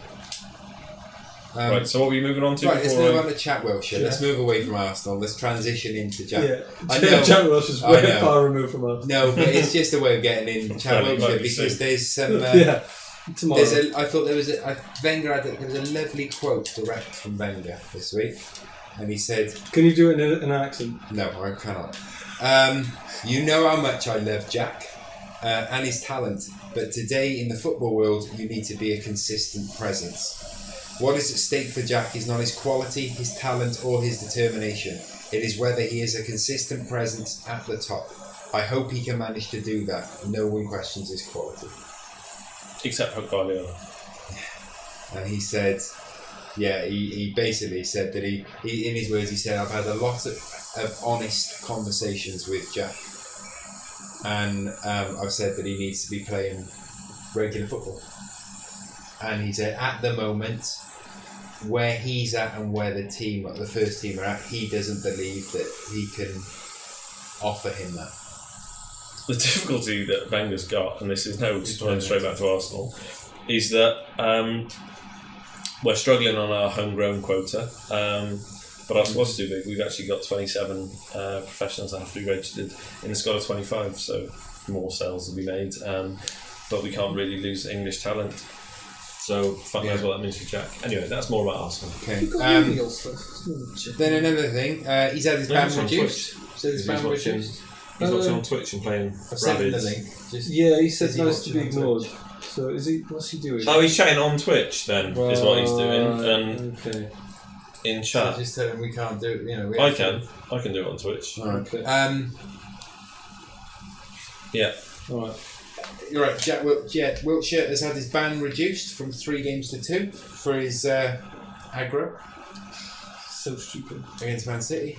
And also, Big Stevie Bruce Come on. has said that he would love him, and that is love him, at Villa. I'd love him. Love him. He'd love him at Villa. Well, as I said before the stream started, that's Jack Grealish 2.0, isn't it? Yeah. Grealish. What have we got here? I need to find where's my own stream? Mate, I'm telling you, it's hard to find it. No, I got it straight up. It's not that hard, but I do have to listen to an advert for which I won't. Where did you look through it? Safari, or did you look through? No, through the Twitch app. Yeah, that's what I mean. I use Safari. I haven't got the Twitch app. Well, that's, and the Safari. That's not my bloody fault. I got no reason to have it, but this is what I said. I did say I'll download it for next week, and it'll make it easier. Not my problem. You'll download it next week and have the volume on when you turn it on. So we'll all look forward to that. I want to hear what Nelly's doing. What's he thinking? Is there a Nelly there? Let's write in the chat. So Villa, he would love him at Villa. Just throw a few other things really out there while I've got it. And we're waiting for this. Let's play that. Gary Mackay-Steven. What about him? Pulled from the River Kelvin. Yeah. Oh yeah. What was he up to? Celebrating or something? Was he out celebrating? He was out celebrating. What I found, but not. Well, look, he's on the right hand side of the screen there, everybody. Yes. He's there. The police were called to the scene at 2:40. He was then pulled from the river, or rescued. Not pulled from the river, sounds terrible, but he was rescued over an hour later. In Scotland? Scotland at 2:40, and he's in the River Kelvin, and it took him over an hour to find him. It's a good river. It's not the best river in Scotland, but he's done well there. But he's done well. He was celebrating by a river. Yeah, essentially, that's what it is. That's it really, but it was quite a big story. Should we move on Arry chat? What is his marriage? What I need to do, hang on, there we are cross-platforms, everybody knows, so we don't big up Twitch as much as we should, but that's going to be my long-term aim. Nelly has said that this week he is obsessed with footballers praying, so I've asked him, which and so this sums up Nelly wonderfully. Yeah, he's said now, why would omnipresent being of infinitesimal power give two shits about the fate of Chicharito when no Premier League manager will? I think that is a fair comment, and I think that we're going to end the stream on that. Thanks very much, everyone, for listening. No, we're not, but it does deserve to be a mic drop. Hernandez is the. Is he the prime? No, Kaka's the prime. Kaka. Premier League this season. That's what the question is based around, isn't it? No. Because he's been thinking of them this week. No. Which is he said, I'm obsessed with footballers praying. That was it. I think this is because of that beautiful picture from, was it Old Trafford? Of Hernandez praying and Sacco behind him, jumping up and down. Lovely. Which is interesting because Saka's a Muslim, so at one point he would have prayed. But, I mean that's a completely fair point about missing beings. What we got there? Leighton Orient were a week away from administration. Dean Ellsworth's consortium at Bolton gone bust. How on earth is this happening with the money at the top? Well, you've just said there's money at the top. FA too slow to react to support, or not good enough to govern. Both. Oh. Yeah, they're both. The FA are fucking corrupt. They're absolutely appalling. It's a club run by white middle class men, and we know how well institutions which are generally run by that breed of people go. Yeah, football's fucked, mate. Absolutely fucked. You can buy yourself out of a contract for €200 million one day, and you can have a football club that's been around since 1909. I don't know when Leighton Orient were around, but it's absolutely disgusting. Do you reckon? We'll have a little look now for when they are. And these aren't even semi-pro teams. Yeah, they manage on fuck all. Well, that's exactly it. And then, by the same token, then you've got, and that's within the men's game. So you can imagine the problem the women have got. Craziness. Fucking Trent. Absolutely craziness. Yeah. I'm going to see what your Leighton Orient were. Who owns Leighton Orient? Well, Barry Hearn was involved Barry at Hearn, one point, wasn't he? I don't know if he still does or not, or is he just snooker? What's snooker, isn't it? Yeah.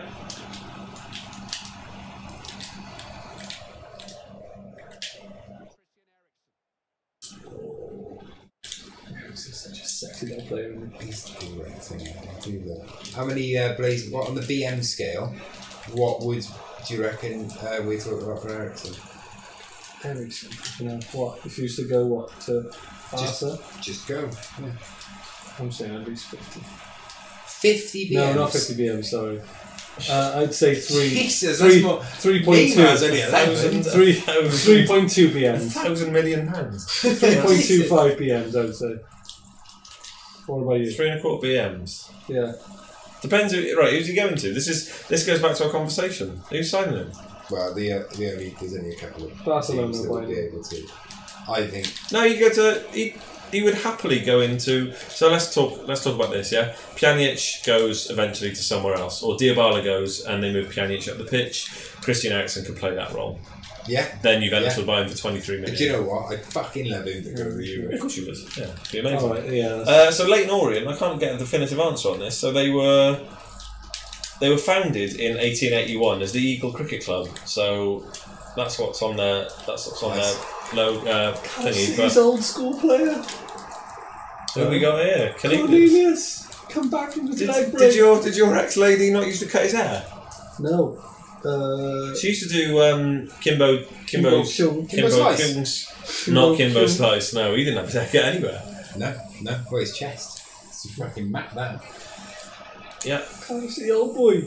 Cardiff City old boy. Not good enough for Cardiff City. He's scoring on the Ramble. Scoring on the Ramble. The real winner. There he is. Cardiff City doing alright, isn't he? Cardiff City are doing alright, I love that. Link. That's the best link we've had ever. Sweet. Yeah, Cardiff City are doing alright. 5 unbeaten. You Warnock fan? You can't dislike Warnock. Not as a manager. No, I think he's a bit antiquated. 5-5. I mean, he's now 5. So Jorge, by the way, I love how his impact has been. Like, it's literally come from fucking nowhere. Are they? He's filled the big Ricky Lambert hole, the gap. Are they playing 3 at the back? 3 centre backs. No, they're doing a Harry. Left back. No, they're not. They're not. They're not doing a Harry. No. Well, there you go. Just as if the world is that. I know the world is fucked up, but as if Neil Warnock and Harry Redknapp played 3 at the back. But Harry did.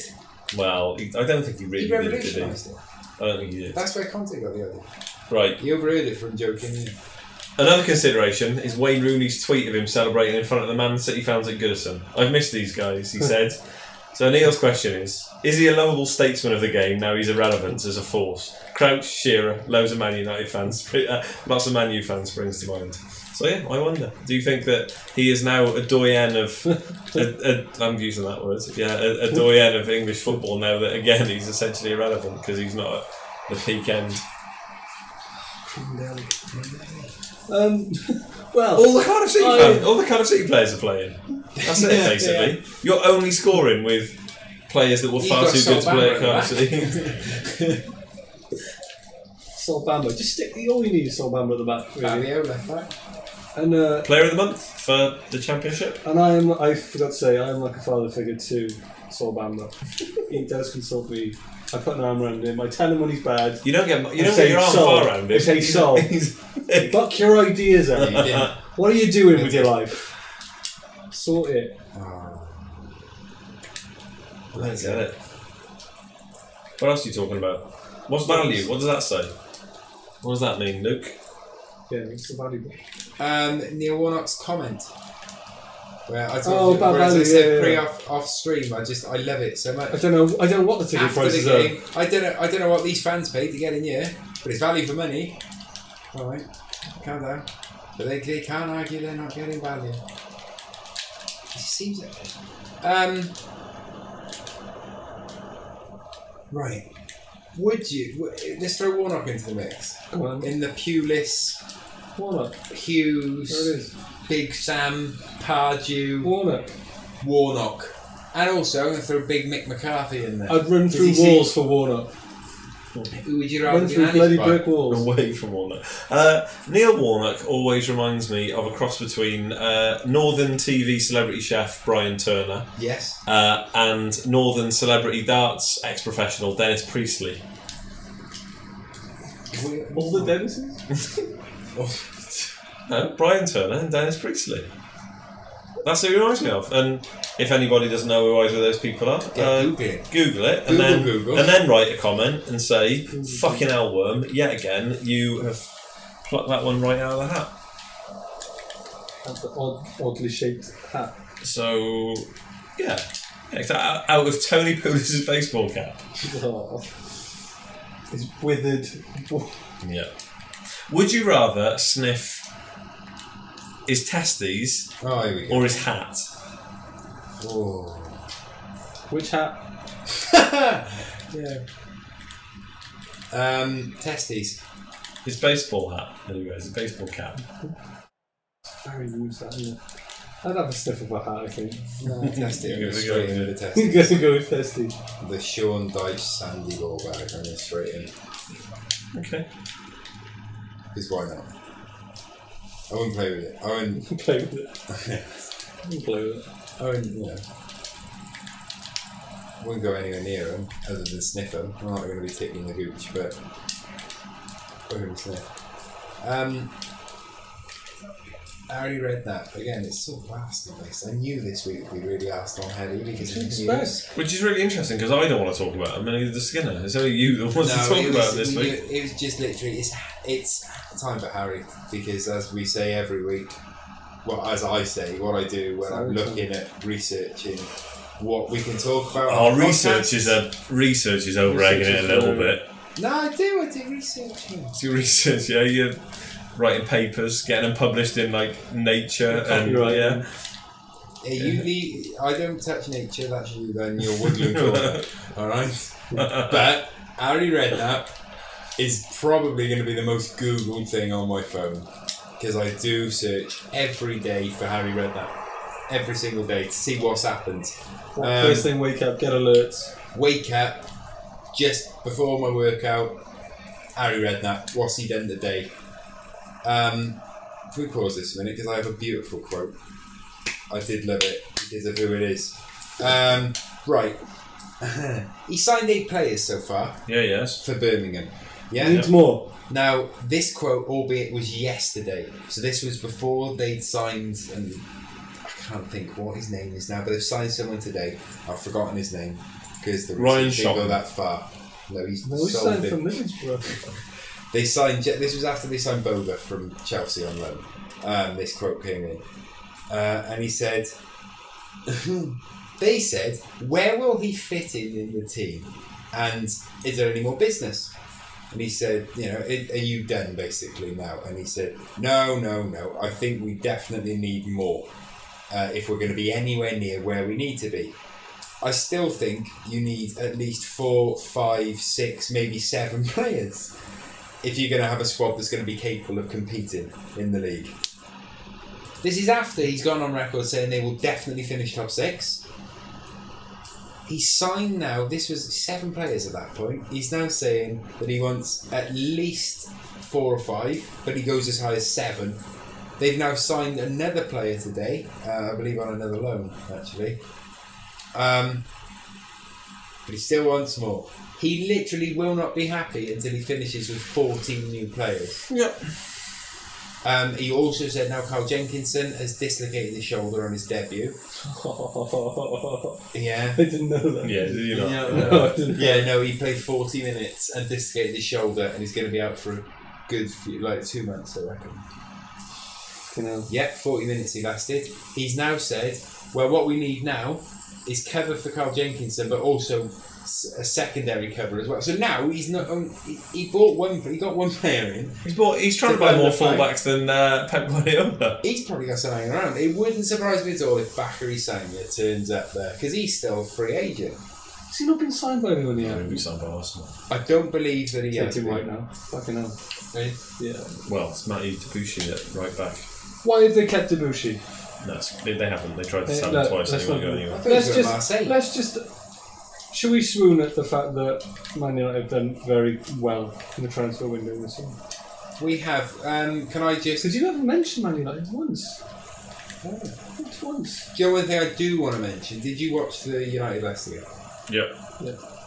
The difference in Pogba's performance when Herrera came on the pitch was superb.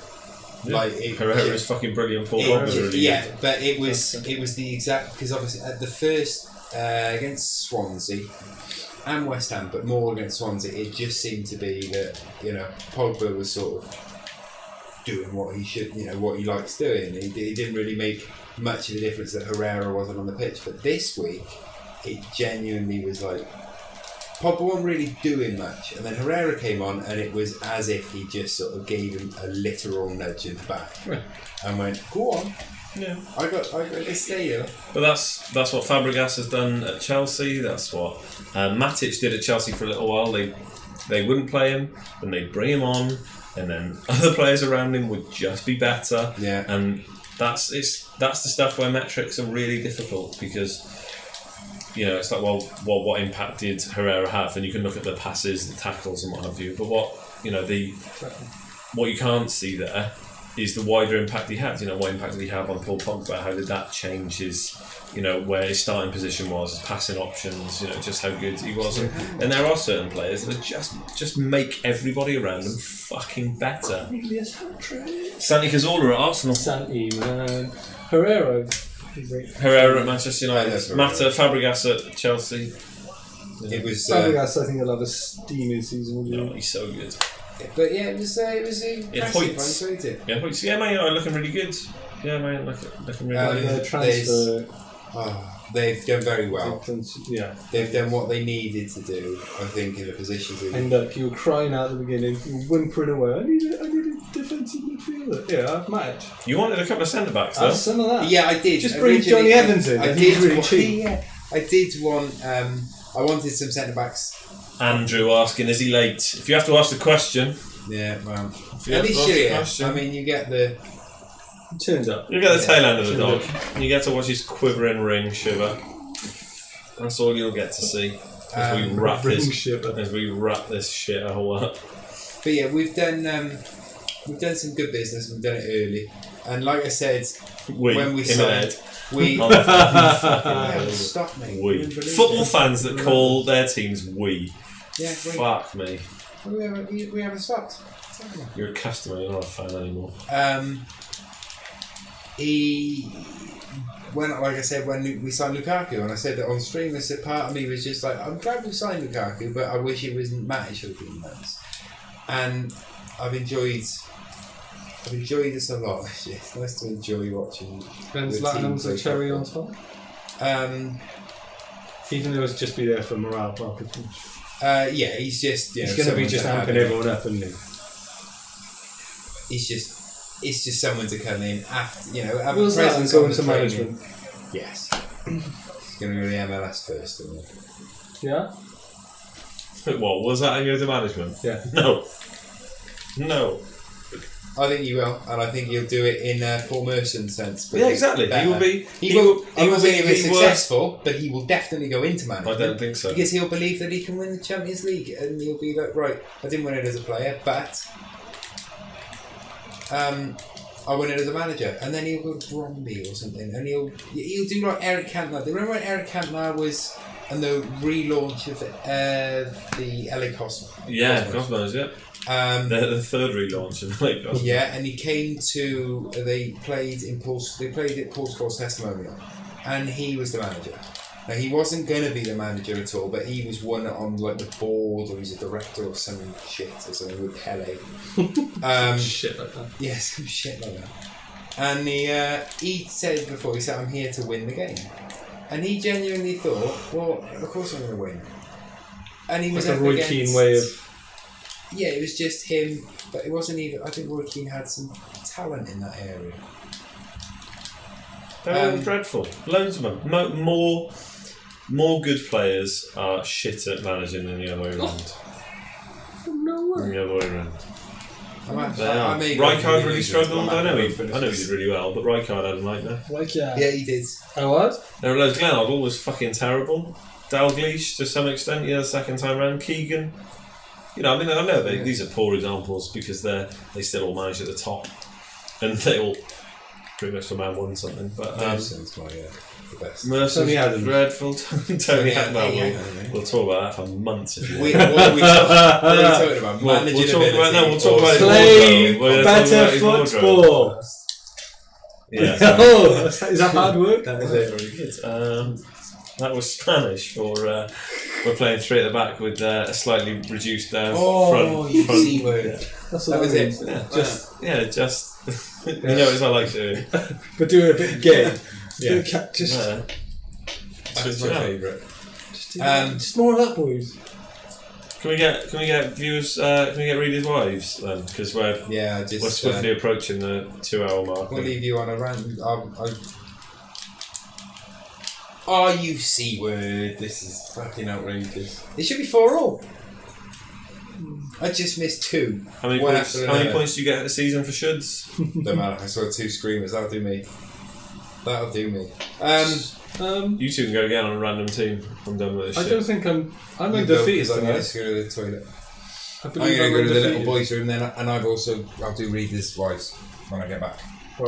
No, I'll read your questions because I don't want to play again. Go on then. I'll avenge Skinner there. Sure. We're doing randoms. I don't mind playing, but I'll just be too much. No, we'll do randoms. Break my unbeaten record. 2. Don't matter, I'm Scotland. Nice. We're doing international as well. Yeah, it's just 5. Whoever you are. Okay. How interesting. South Africa. Well, I'm playing a pink kit, obviously. And I'm playing Sharp. Seamus Coleman before he broke his leg. Remember Seamus Coleman? Yeah. Remember that? Green would be better. Yeah. Is a non-clashy colour. Scotland. Yes, Wes Houlihan. I hate his stats though. Wes Houlihan looks like somebody who used to be a famous pop singer that now appears on EastEnders. Can you go back up to him? Yeah, sure. He definitely looks like somebody that would do What about Walters? Eastwood. Does his brother physio for Stoke? There was a guy when Arsenal played Stoke the other week. There was a guy who really reminded me of Jonathan Walters. He's a bigger guy, big round face, but looked really similar to Jonathan Walters. And had his initials on his kits. You know, they have their squads kit when they run on. AW. And I didn't bother to check because I'm lazy. But I genuinely don't know whether that was Walter's brother. So when Rory comes back, we'll get him to have a little look. Goes to the toilet. That was the back door going there. That was the back. He better not be going. Winky face. Yeah, exactly. He better not be. He better not be urinating in my yard. While cigaretting. Get off my lawn! Well, there's no way that Darren Fletcher's getting in my team, not with a constitution like his. He's got a terrible belly. Terrible belly. Yeah. Are we playing then? Are we going? Yeah, let's get stuck in. No danger. Snub gas. I want it so good. You like Robert's movie? Yeah. But his attitude? Whatever. Yeah, God. He's a modern footballer, they're all cunts. There's a screen quote. They are. I would be. Half a pound matter. I'd be horrible. Yeah, exactly. Can't matter in his docile eyes. Beautiful eyes. Yeah, got lovely eyes.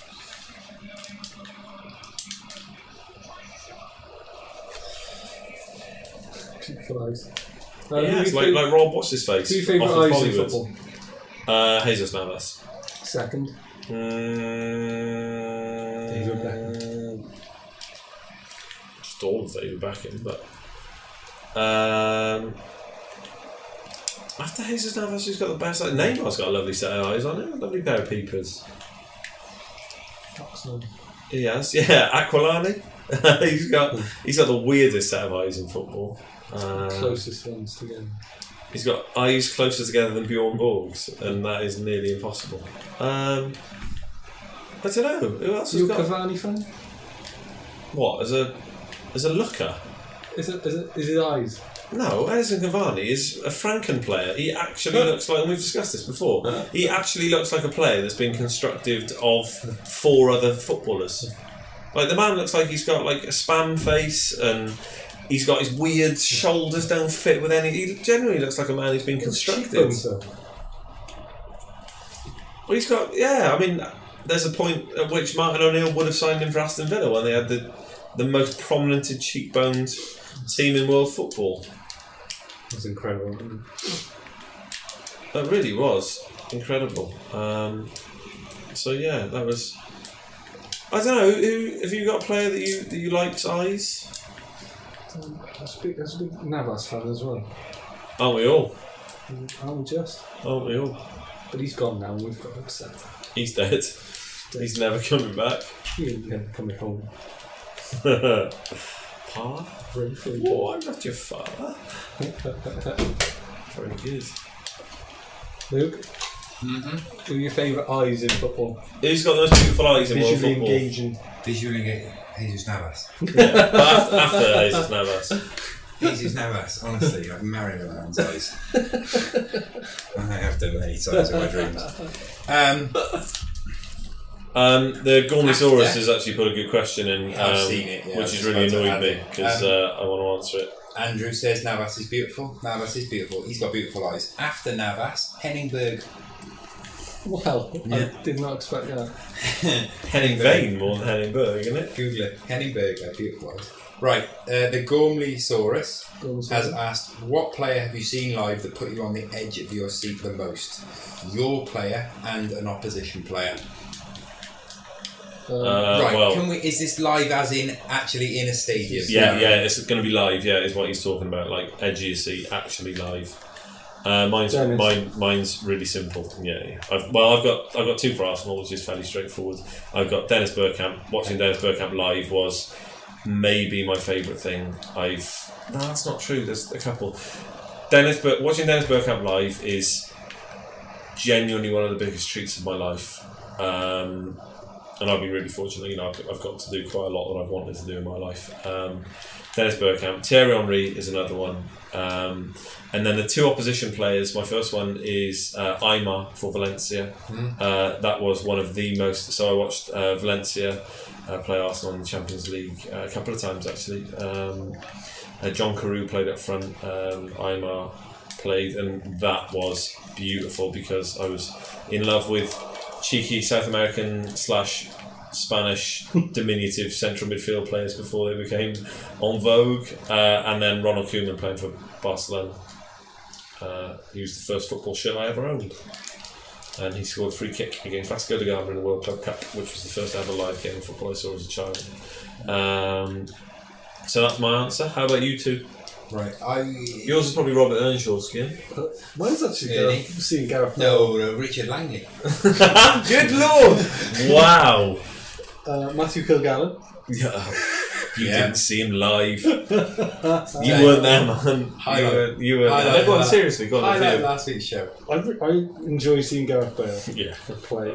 See Gareth Bale. That is fair enough. Is fucking emotional seeing him play any time for Wales at any point. Yeah. Because that's a magical thing. That's like seeing fucking John Charles play, for fuck's sake, and for our generation. So I go down that route. Okay, I like that. That's good. Yeah. I've only seen Gareth Bale play twice, and he's cash both times live. Like seeing a free kick fly in from Gareth Bale, like when everything you think everything's going to be shit, and then in the bilge, some piece of magic just comes through, and you're just like, fucking hell, that takes some doing,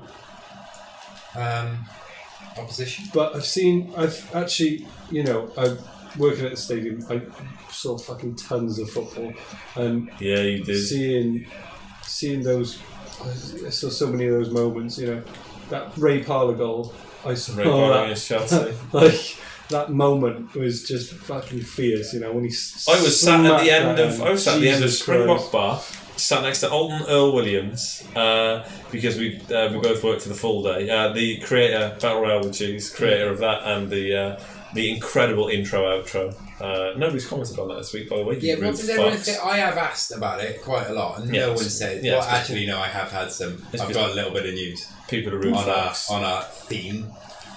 And Andrew has commented as well, but he sent me a text and told me about it. Right. Who's yours then, so we can round it up quickly, because that was a good question. Yeah, right. Mine are a bit sort of generic. I was lucky Ryan Giggs. No, I'm going to go there because when I saw Zlatan. Right, Zlatan. I saw. Yeah, Zlatan was very good. Seeing live, he was. Was that against West Brom? It was in the away-end. I haven't talked about it much. Pogba as well was also. I saw in that game. He was phenomenal off the ball. That game he was brilliant.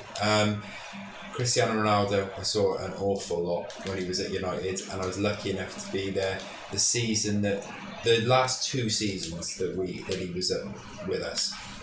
I saw an awful lot of United. His last season with us, I only missed 2.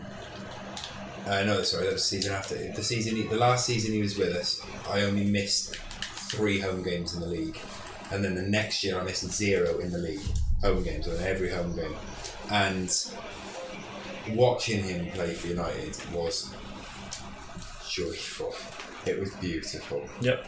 Zlatan, Pogba, yeah, they will be good. But then others as well, you know, like I saw, I didn't see Beckham in the flesh for United, but I did see him when he came back when he was at AC Milan. Oh, AC Milan. When he was at AC Milan and he came off, and it was his first game back at Old Trafford since he'd left. Oh, that's right, he didn't play for Real Madrid against Man United, did he? He came I was off the bench. thinking of the Ronaldo Beckham semi. He came off the bench in about the 60th minute, I believe, and the whole ground. And I was in the Stretford quadrant, and it sent chills up my spine because the whole ground rose. They multiplied. They all rose, and they were all cheering him on. And it was a lovely little moment, and you could see he was appreciative. Clapped onto the pitch. The minute he touched the ball, the whole ground booed him. And he laughed so much that he lost the ball. It went out for a throw-in because you could see him laugh at it. The whole ground. Bloody lovely, that is. Bloody lovely. And that was it. They say there's no room for sentimentality in the modern world. No, also in that game, Ronaldinho played, got nutmegged by Raphael, and Pirlo played. That was a good game. We beat them 4-0. But that was, AC Milan United. So best away player? I would... I'm trying to think of quite a lot. Iniesta and Xavi and Messi. They don't count. What have they ever done? Yeah, they were quite good. Who's this Messi guy? But yeah, even though he's at the tail end of his career. Get on YouTube. Get on YouTube. Skinner's been a dick, so I've concentrated on this one about his unbeaten record, and I just fucking roasted him near post. Yeah, he was at the end of his career. It's all unnecessary. But Ronaldinho. Okay, right. So I win that because Aymar is the best suggestion of that one along the way. So well done, me.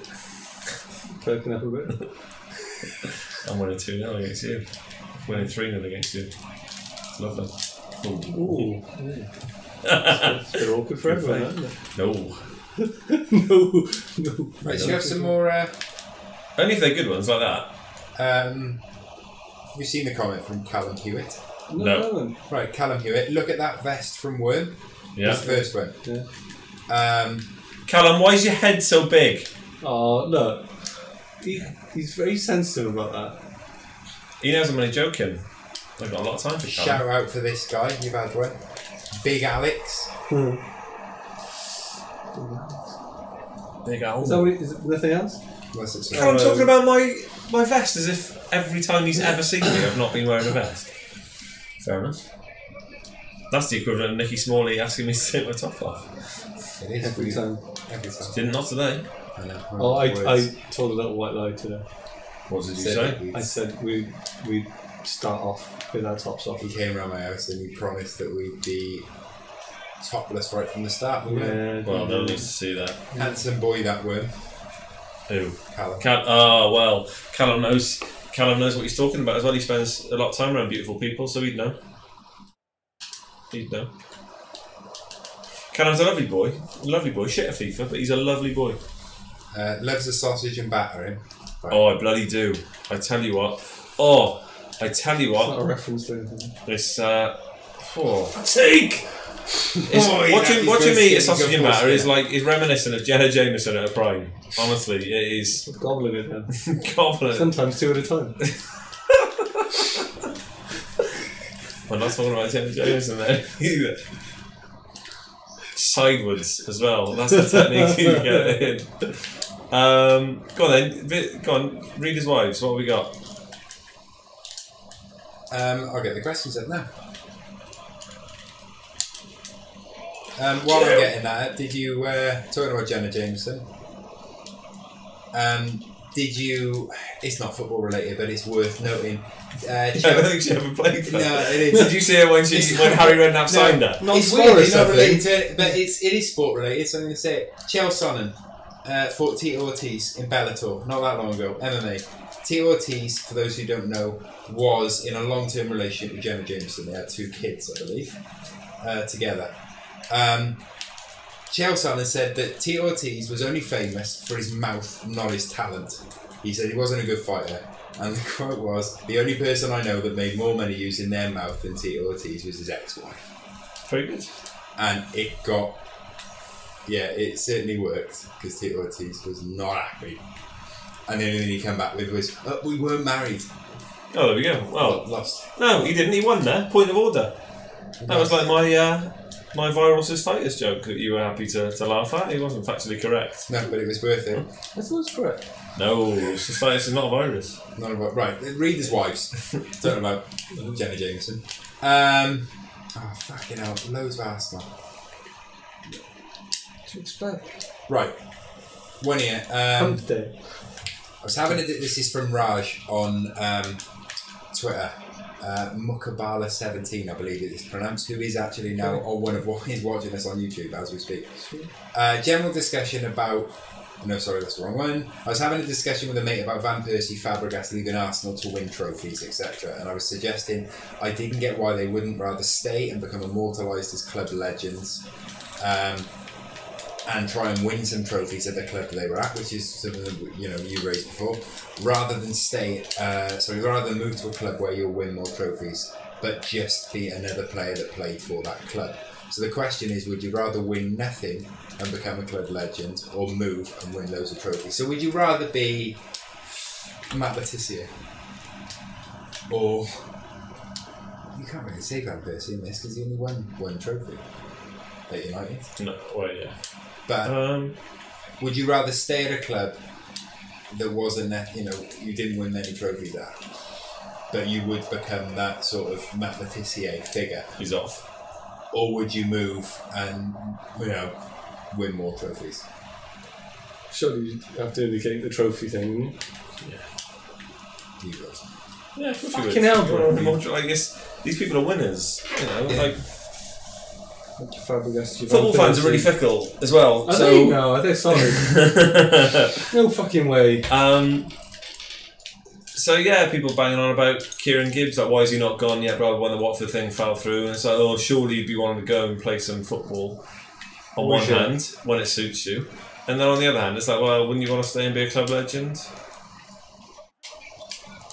Oh, you! Brilliant. He was pretending he didn't care up until now, and now he says you. We got a live one. Callum Hewitt knows all about this. Callum, comment in. Right. You covered those. He's definitely off. No, that's fine. I'm fine with that. Okay, right. Are PSG becoming the new European superpower club? Well, we'll see. We will see after 3 seasons if they get to another semi-final this year and then move on to a final. Then maybe. It's not a question that someone's sending. However, we just had a tweet from Raj saying shout out on the review and he shared the link. Thanks, Raj. It's not one that someone asked, but isn't. At what point do PSG need to win a Champions League? To what? Right. So say in the. No, I was going to say a bad example then, but to become on that level that sort of this question was asked by Nathan on Twitter. But to become that European superpower, is it possible for them to become a European superpower on the level that Barca, Real, that sort of, without actually winning the Champions League? Yeah, because Chelsea became one for a long while without doing it. Arsenal were Barca and Real. Well, no, but there are no teams which are on the same level. Bayern Munich aren't on the same level as that. I think PSG's first thing is to actually become on the level with Bayern Munich. Yeah, no, that's true. What's it going to take? It's going to take 3-4 years of absolute, guaranteed Champions League semi-final. Yeah, they have to at least hit the semis. Yeah, I think so. I think that's the mark of it. If you're one of the top 4 clubs, that is what you have to do. And I know that the Premier League had 4 out of 8 or whatever it fucking was. That's it. Fuck. 4 out of 8, quarter finalists and all that shit back in the day. But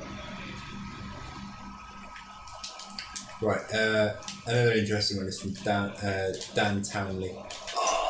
Who was in on the Facebook, I believe, it still is.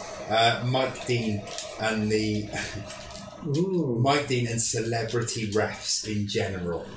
Surely their inability to stay out of the headlines is a talking point. Well, Mike Dean, yes, absolutely. Well, but the interesting thing about that is that their inability to stay out of the headlines is a talking point, which by very definition would suit the referees. So, that's what they want. That's a penalty. Delighted with that. 90th minute penalty. He's going to cannot help himself. Straight on. Right. The Gormleysaurus said, I'd rather stay at one club to be a legend if it was the club I grew up supporting, otherwise move for success. Yeah, exactly. Which is, then that goes back to Robin Van Persie then, because Van Persie was an Arsenal fan. Yeah. Pushed onto the post. Nice.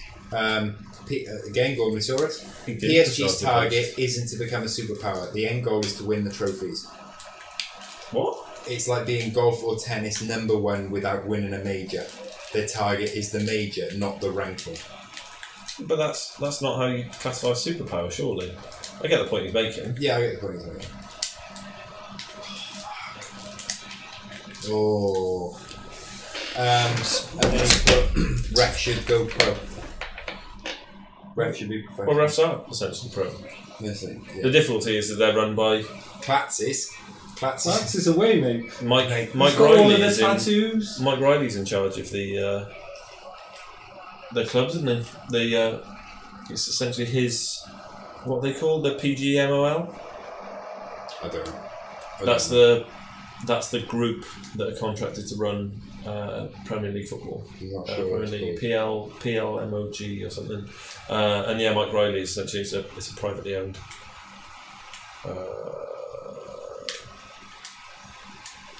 Yeah. Should we wrap up, gents? We covered. We're going to do one more. Keep doing questions and then we'll be done, isn't it? I want to just move on to the way that we should always end from now on. Are we going to sing? Right, this is my favourite now part of the podcast. We're going to finish with a fantasy football roundup, just to tie in what we've done. Oh, now he's in. I seem to wait until the week of build-up to make my little transfer. Could you go for that? Yeah, no. Well, be still going home. With the international. How did Burke do? We're going to get there. Too keen. Right. So we're going to go straight in, and as we do... Right, he's lost his unbeaten record, he's biting. There's spat peach tea everywhere then, that's... Okay. Right, so there's been a bit... Ridiculous! If you'd have kept quiet then, you could have won that game without me trying. I think when you watch this back, you'll see you goading me. All the way. If you'd have... I think it's what we'll see. If you hadn't have said anything, I wouldn't have known that you'd won all the games. You could have coasted that. And it wouldn't have been an issue. You brought it up, so now obviously I'm going to... When you watch it back, you'll think, oh, that's cool. I'm just going to look at some stats then and piss myself. You can't. You gotta play the game now. Let it play out. This is normally the bit where we try and play a FIFA 18 bit and get pulled from YouTube. We got banned from YouTube. Yeah, we got pulled down from YouTube. Nobody cares. We got pulled down. We got banned. We had to reload it and everything because we decided to play the FIFA 18 little video at the end. We thought that'd be a nice little bit of content for y'all, and we got fucking pulled from YouTube for it. So we've had to. Last week's video that I've been tweeting out links for, it does just end abruptly. However, it had to. Oh, is that right? Yeah, it just sort of cuts out. It's probably the best way. It's gonna just cut 10 minutes off the end. 10 minutes off. Is that literally what you did? Yeah. Good boy. But it was. The fucking uploads was in that. Jesus, no wonder when we leave here and I'm like, Jesus Christ, the video starts at like 13 minutes in. It takes all night to upload it properly. Right, the league. The FIFA Ramble Fantasy Football League. There's a bit of a shake-up. At the top. Kevin Kennedy has gone back to the top, so his Snakes and Ladders. He's gone back to the top this week. Now, he got 53 points. Now, the average, again, was very low. It was very low scoring. 50s, you're doing really well. Right, he got 43 points was the average. The highest was 109. I looked at the team that got the highest points, and he played his bench boost chip this week. Which, for anyone who doesn't know, so me, present company included, that is all your players on your bench, any points they score, get added to your score for 1 week only. And that's the chip. They are. Well, I actually snorted them. That caught me. Good golly, that really did. I'm still chuckling hard there. That works beautifully. There's a little pop on the P that did it for me. If people want to know exactly what that was, it was it might not have been caught on the. It might not get caught on the microphone there, although it is a really good microphone. It was the chip. It wasn't quite as pronounced as you did it, but it was lovely. Yeah, right, okay. So fantasy football is so fucking wank. Hang on, you won't be saying that when you get to you. Right, you're climbing up the charts. I'm fucking close to you right now. It's fucking spoiler alert. What are you doing? Right, okay. Kevin Kennedy went back to the top, which means that Mauro Domingos, who was first. These are real people. No, Mauro Domingos has dropped down to second with 37 points. Tom Bradbury, who was second. You're like Captain Planet. All your friends are from different parts of the world. Some of these people I don't Domingo. know. I don't know who that person is. Fernando. I know who Tom Bradbury is. I don't know who Mauro Domingo is. But Fernando Partridge. 30 points from Tom Bradbury. I've jumped up to fourth. I have 54 points this week, which was the highest in the league. 54. So that. But I did it with a shit defence because I had Carl Norton, Lewis Dunk, and Cedric Suarez. Dunk come through. Yeah, Dunk got 6 points because they had a clean sheet. Norton got a clean sheet. He got 6 points. So did Cedric with a clean sheet. But Norton also got an assist, and defenders get more points. For me, Kane is captain, which was fucked up. Lukaku up front, he missed a penalty, got 0 points. 0 points. Firmino, he scored. So basically, it's my defence I got it from. Willian, Pogba, Carroll. Brunt, Willian, Pogba, and Carroll all got points for a clean sheet, but none of them did anything. They turned up, got a clean sheet, that was it. So then going down, Stephen Lord with Mickey Taker, he got 49 points. Gareth Townsend has moved up in 6th with 54. Right, this one is not a genuine name. Fuzzer Malone. I can't even say it without laughing. Fuzzer Malone. Seekstar, he's dropped down to 7th. Ali Whiteman with the second best name in the league with Obi-Wan Kenobi nil. Is it still in 8th? He's holding firm. How do I change my name? I'm trying to pronounce the name. Ravichandran, I believe is pronounced, with KTBBFH is 9th. Alex Skinner has got down to 12th.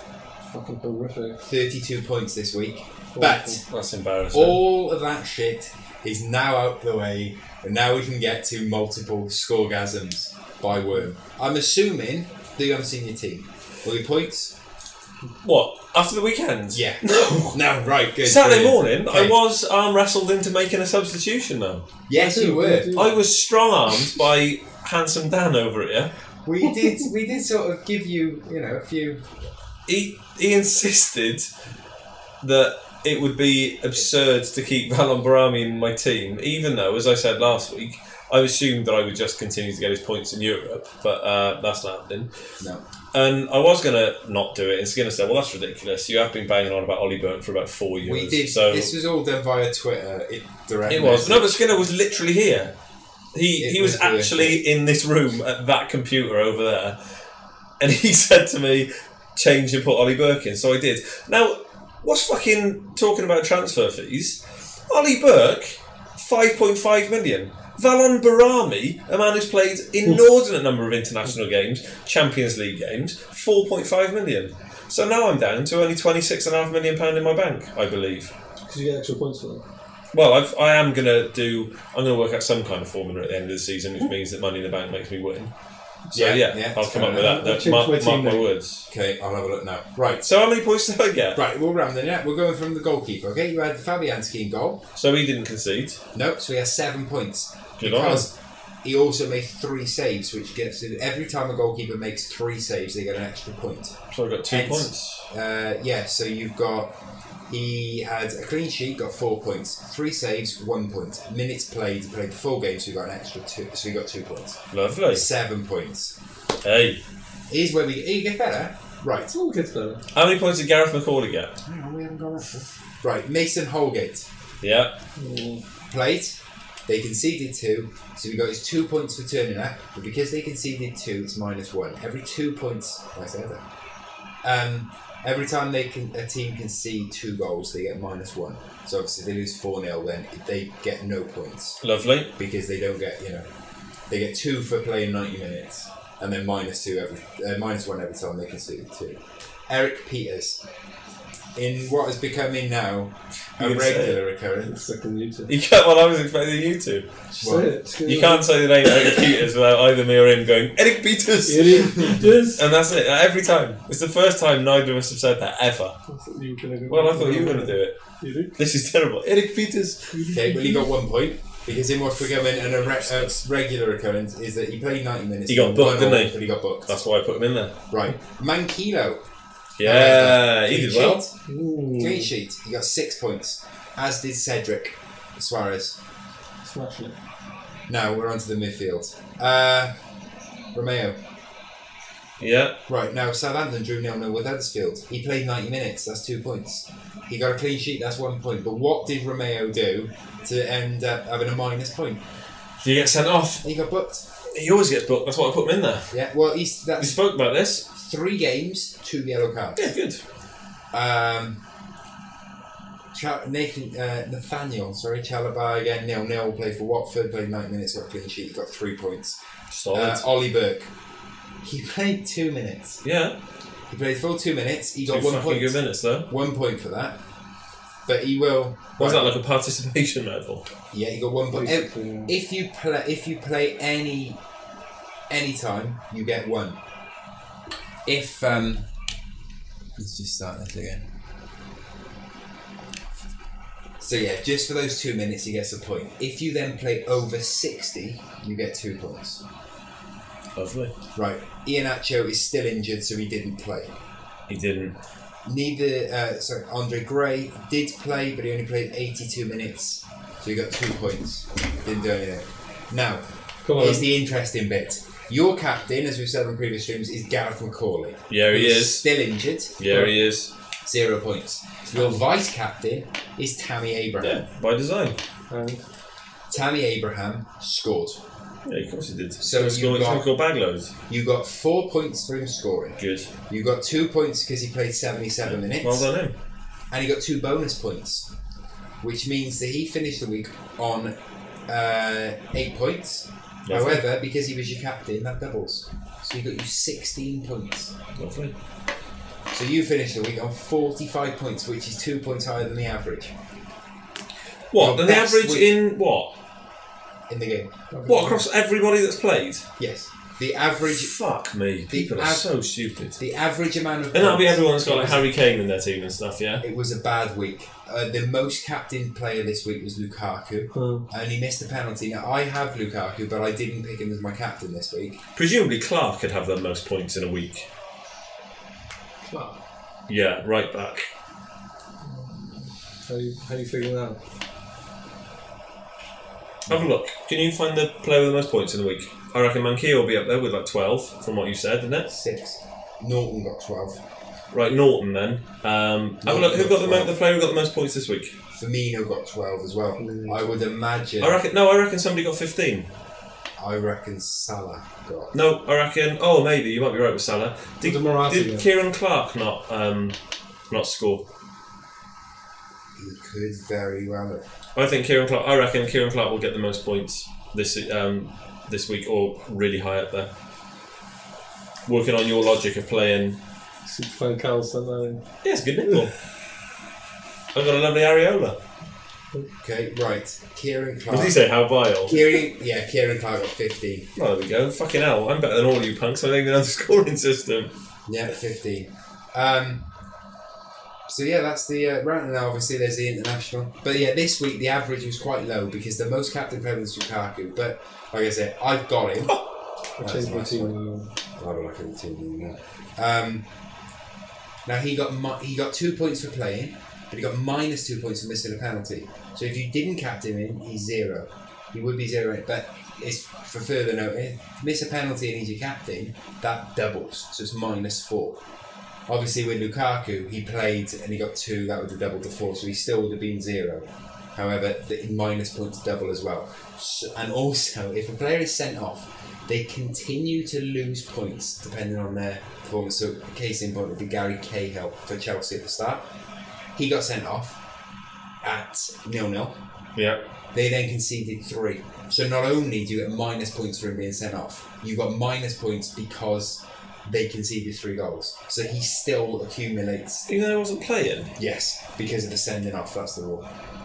That's bullshit, because forwards can't continue to accrue points based on they can whether they've scored. Yeah, no, but midfielders and defenders will continue to lose points. I think that's poppycock. Right, he's changed. Skinner has changed his name now. Yes, indeedy. Nice, I like it. So yeah, you're yes, not. Indeedy. Yes, yeah, indeedy. Yeah, good. Yeah, you're not bottom of the league. No, you're 14th. Who's beneath me? Hugh Chumley-Warner, some imaginary guy from Eamon Counties. Eamon Jamal, who got Fernando 42 points. He captained Lukaku. Salah got Talk 11. me through his team. Talk me through that Chump's team. Petr Cech in goal. Yeah, well, that's his own there fault for doing I that. knew that exactly right. Bertrand, defence. Yeah. Danny Simpson. Yeah. Eric Bailly. Yeah. Salah.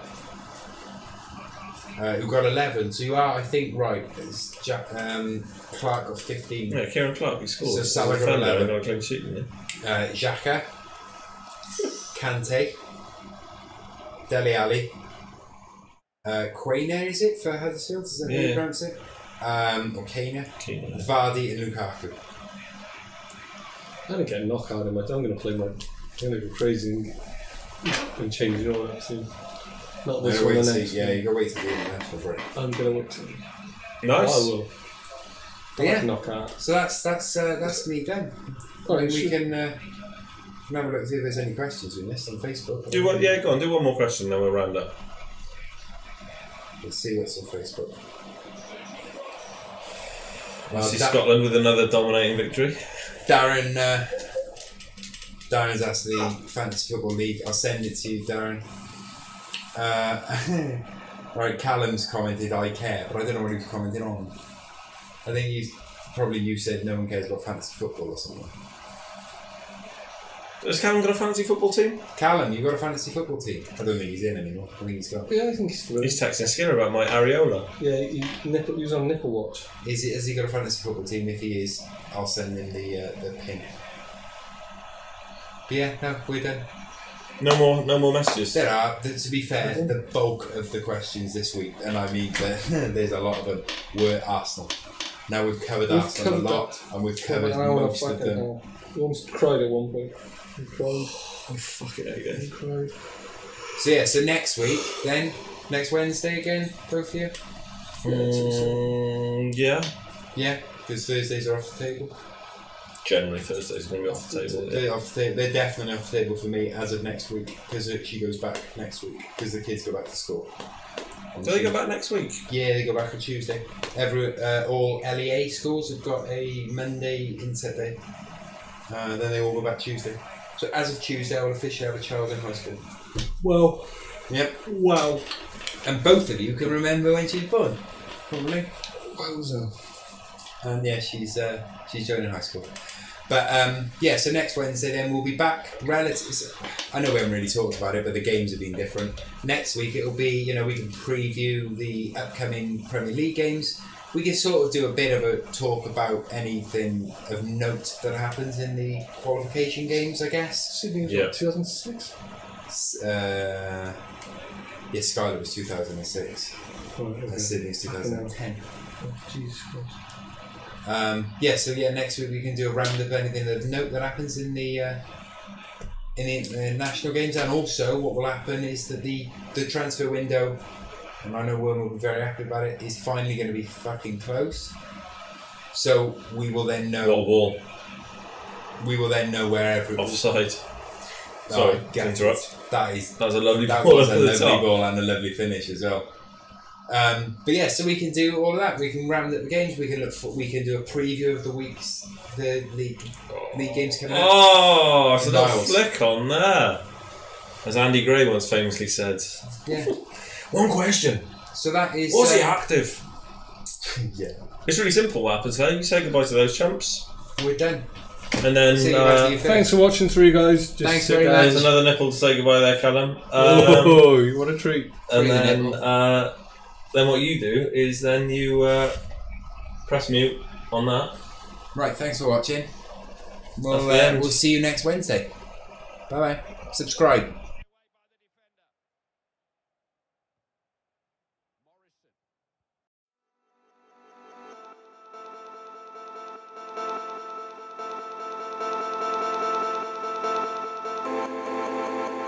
Welcome to another great game of football. If you like action, you're in for a treat here. It's up for grabs now! Thomas!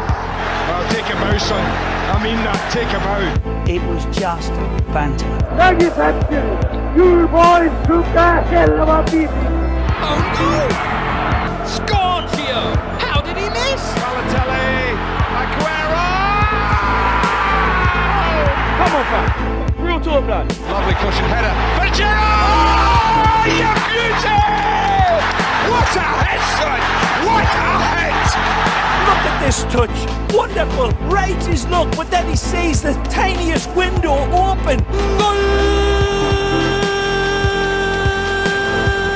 del Barcelona! Morocco moving it infield, creating space now. He's taking on the defence by himself. Diggs gets past Vieira, past Dixon. Comes back at him. It's a wonderful run from Giggs! Sensational goal from Ryan Giggs! Madrid's defence stretched out like spandex on Miami Beach, and Casillas is left naked again. You try kicking the goal, you hit me? Some fucking brains, didn't you? When the seagulls follow the trawler, it's because they think sardines will be thrown into the sea. Henry para Messi. Messi, el pase para Henry es buenísimo. Henry, gol! Gol, gol, gol, gol, gol, gol, gol, gol, gol, gol, gol, gol, gol, gol, gol. He did it again. And it's the